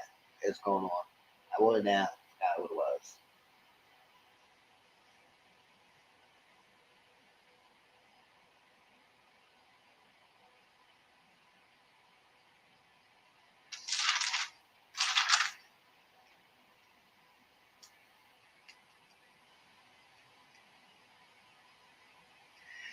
Yeah, and that's all around the time she didn't get invited to the slumber party that we saw that scene and everything. So it was a lot going on. So it is a lot of going on behind the scenes that we not privy to unless we get this lives and everything. So we have this inside. Maybe we could probably hear more on Melody's side and see what she said about it, about that. But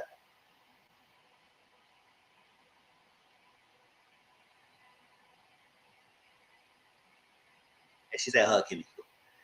But I think that's all the stuff major stage. Anything that I want to talk about, that's the interview that I missed. I think I shared everything.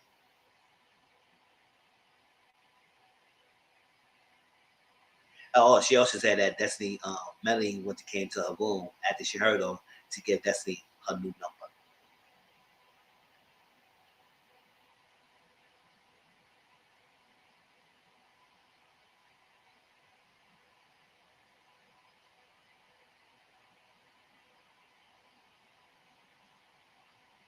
And she said she didn't know that teacher was her enemy. Maybe it was before, but since that reunion, she became an enemy. That reunion then on, Mel's move funny. That was good. I like that. Yeah, I like it too. I don't hate Destiny. I like her too. But I wish that maybe at this interview she learned that she probably could speak more and don't leave any room for unclarity. Be clear. And I think that's another thing that she might have issue with, being clear for people to understand. You don't have to give us whole full detail because not every one of these people in the show give us every full details of their lives, but they just give enough for us to understand. And also, social media and stuff like that. So things. But I think that's all I have to say in this live. I'm talking a lot today, y'all. For 3 hours, but we know we have Untitled live coming up at 7:30 Central, 8:30 Eastern. Don't forget, at the panel tonight, I will be on the panel. Y'all didn't see me last week, but everything was good. Mother's well and everything, so I had to check on her. She things was good, but things are well. But thank you everyone who checked on me, asked me about it. She's well. She's good. And I appreciate the love, y'all. So I will be on the panel tonight. And I was on the comment section last week, but not as full as me being on the live. But I was on the panel, chatting up in my commentary. But I'll be on the panel tonight. At the panel, we will do the watch-alongs of Bad Boys and Real Housewives of Atlanta and everything. So, yeah. Thank you. And everything. Don't forget, next Sunday, it will be no live and no panel next week, Sunday, because it's Mother's Day.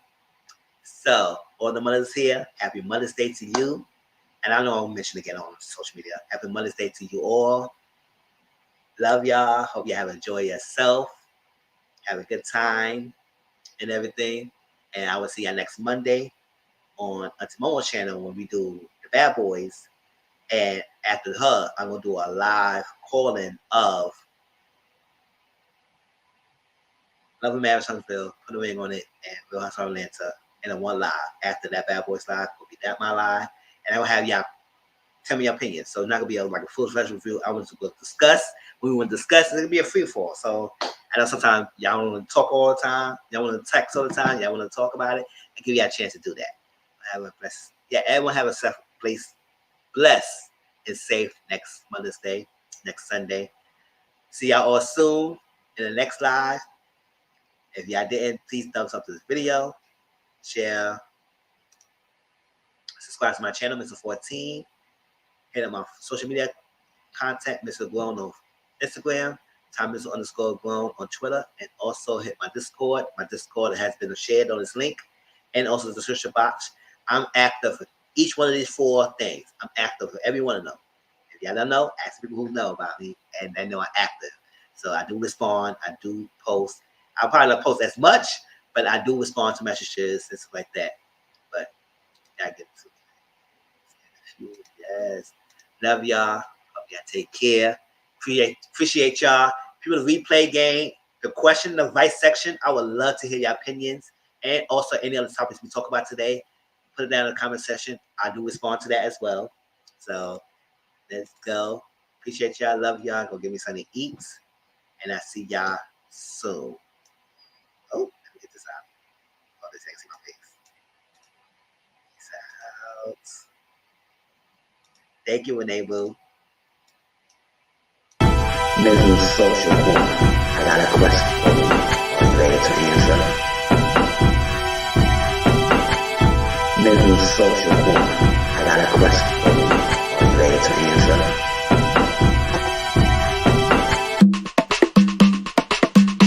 Mizzle social corner. I got a question for you. Are you ready to answer? Mizzle social corner. I got a question for you. All right, see y'all later on today, all right? Go catch me on my Discord after the panel, y'all. Peace out. Peace.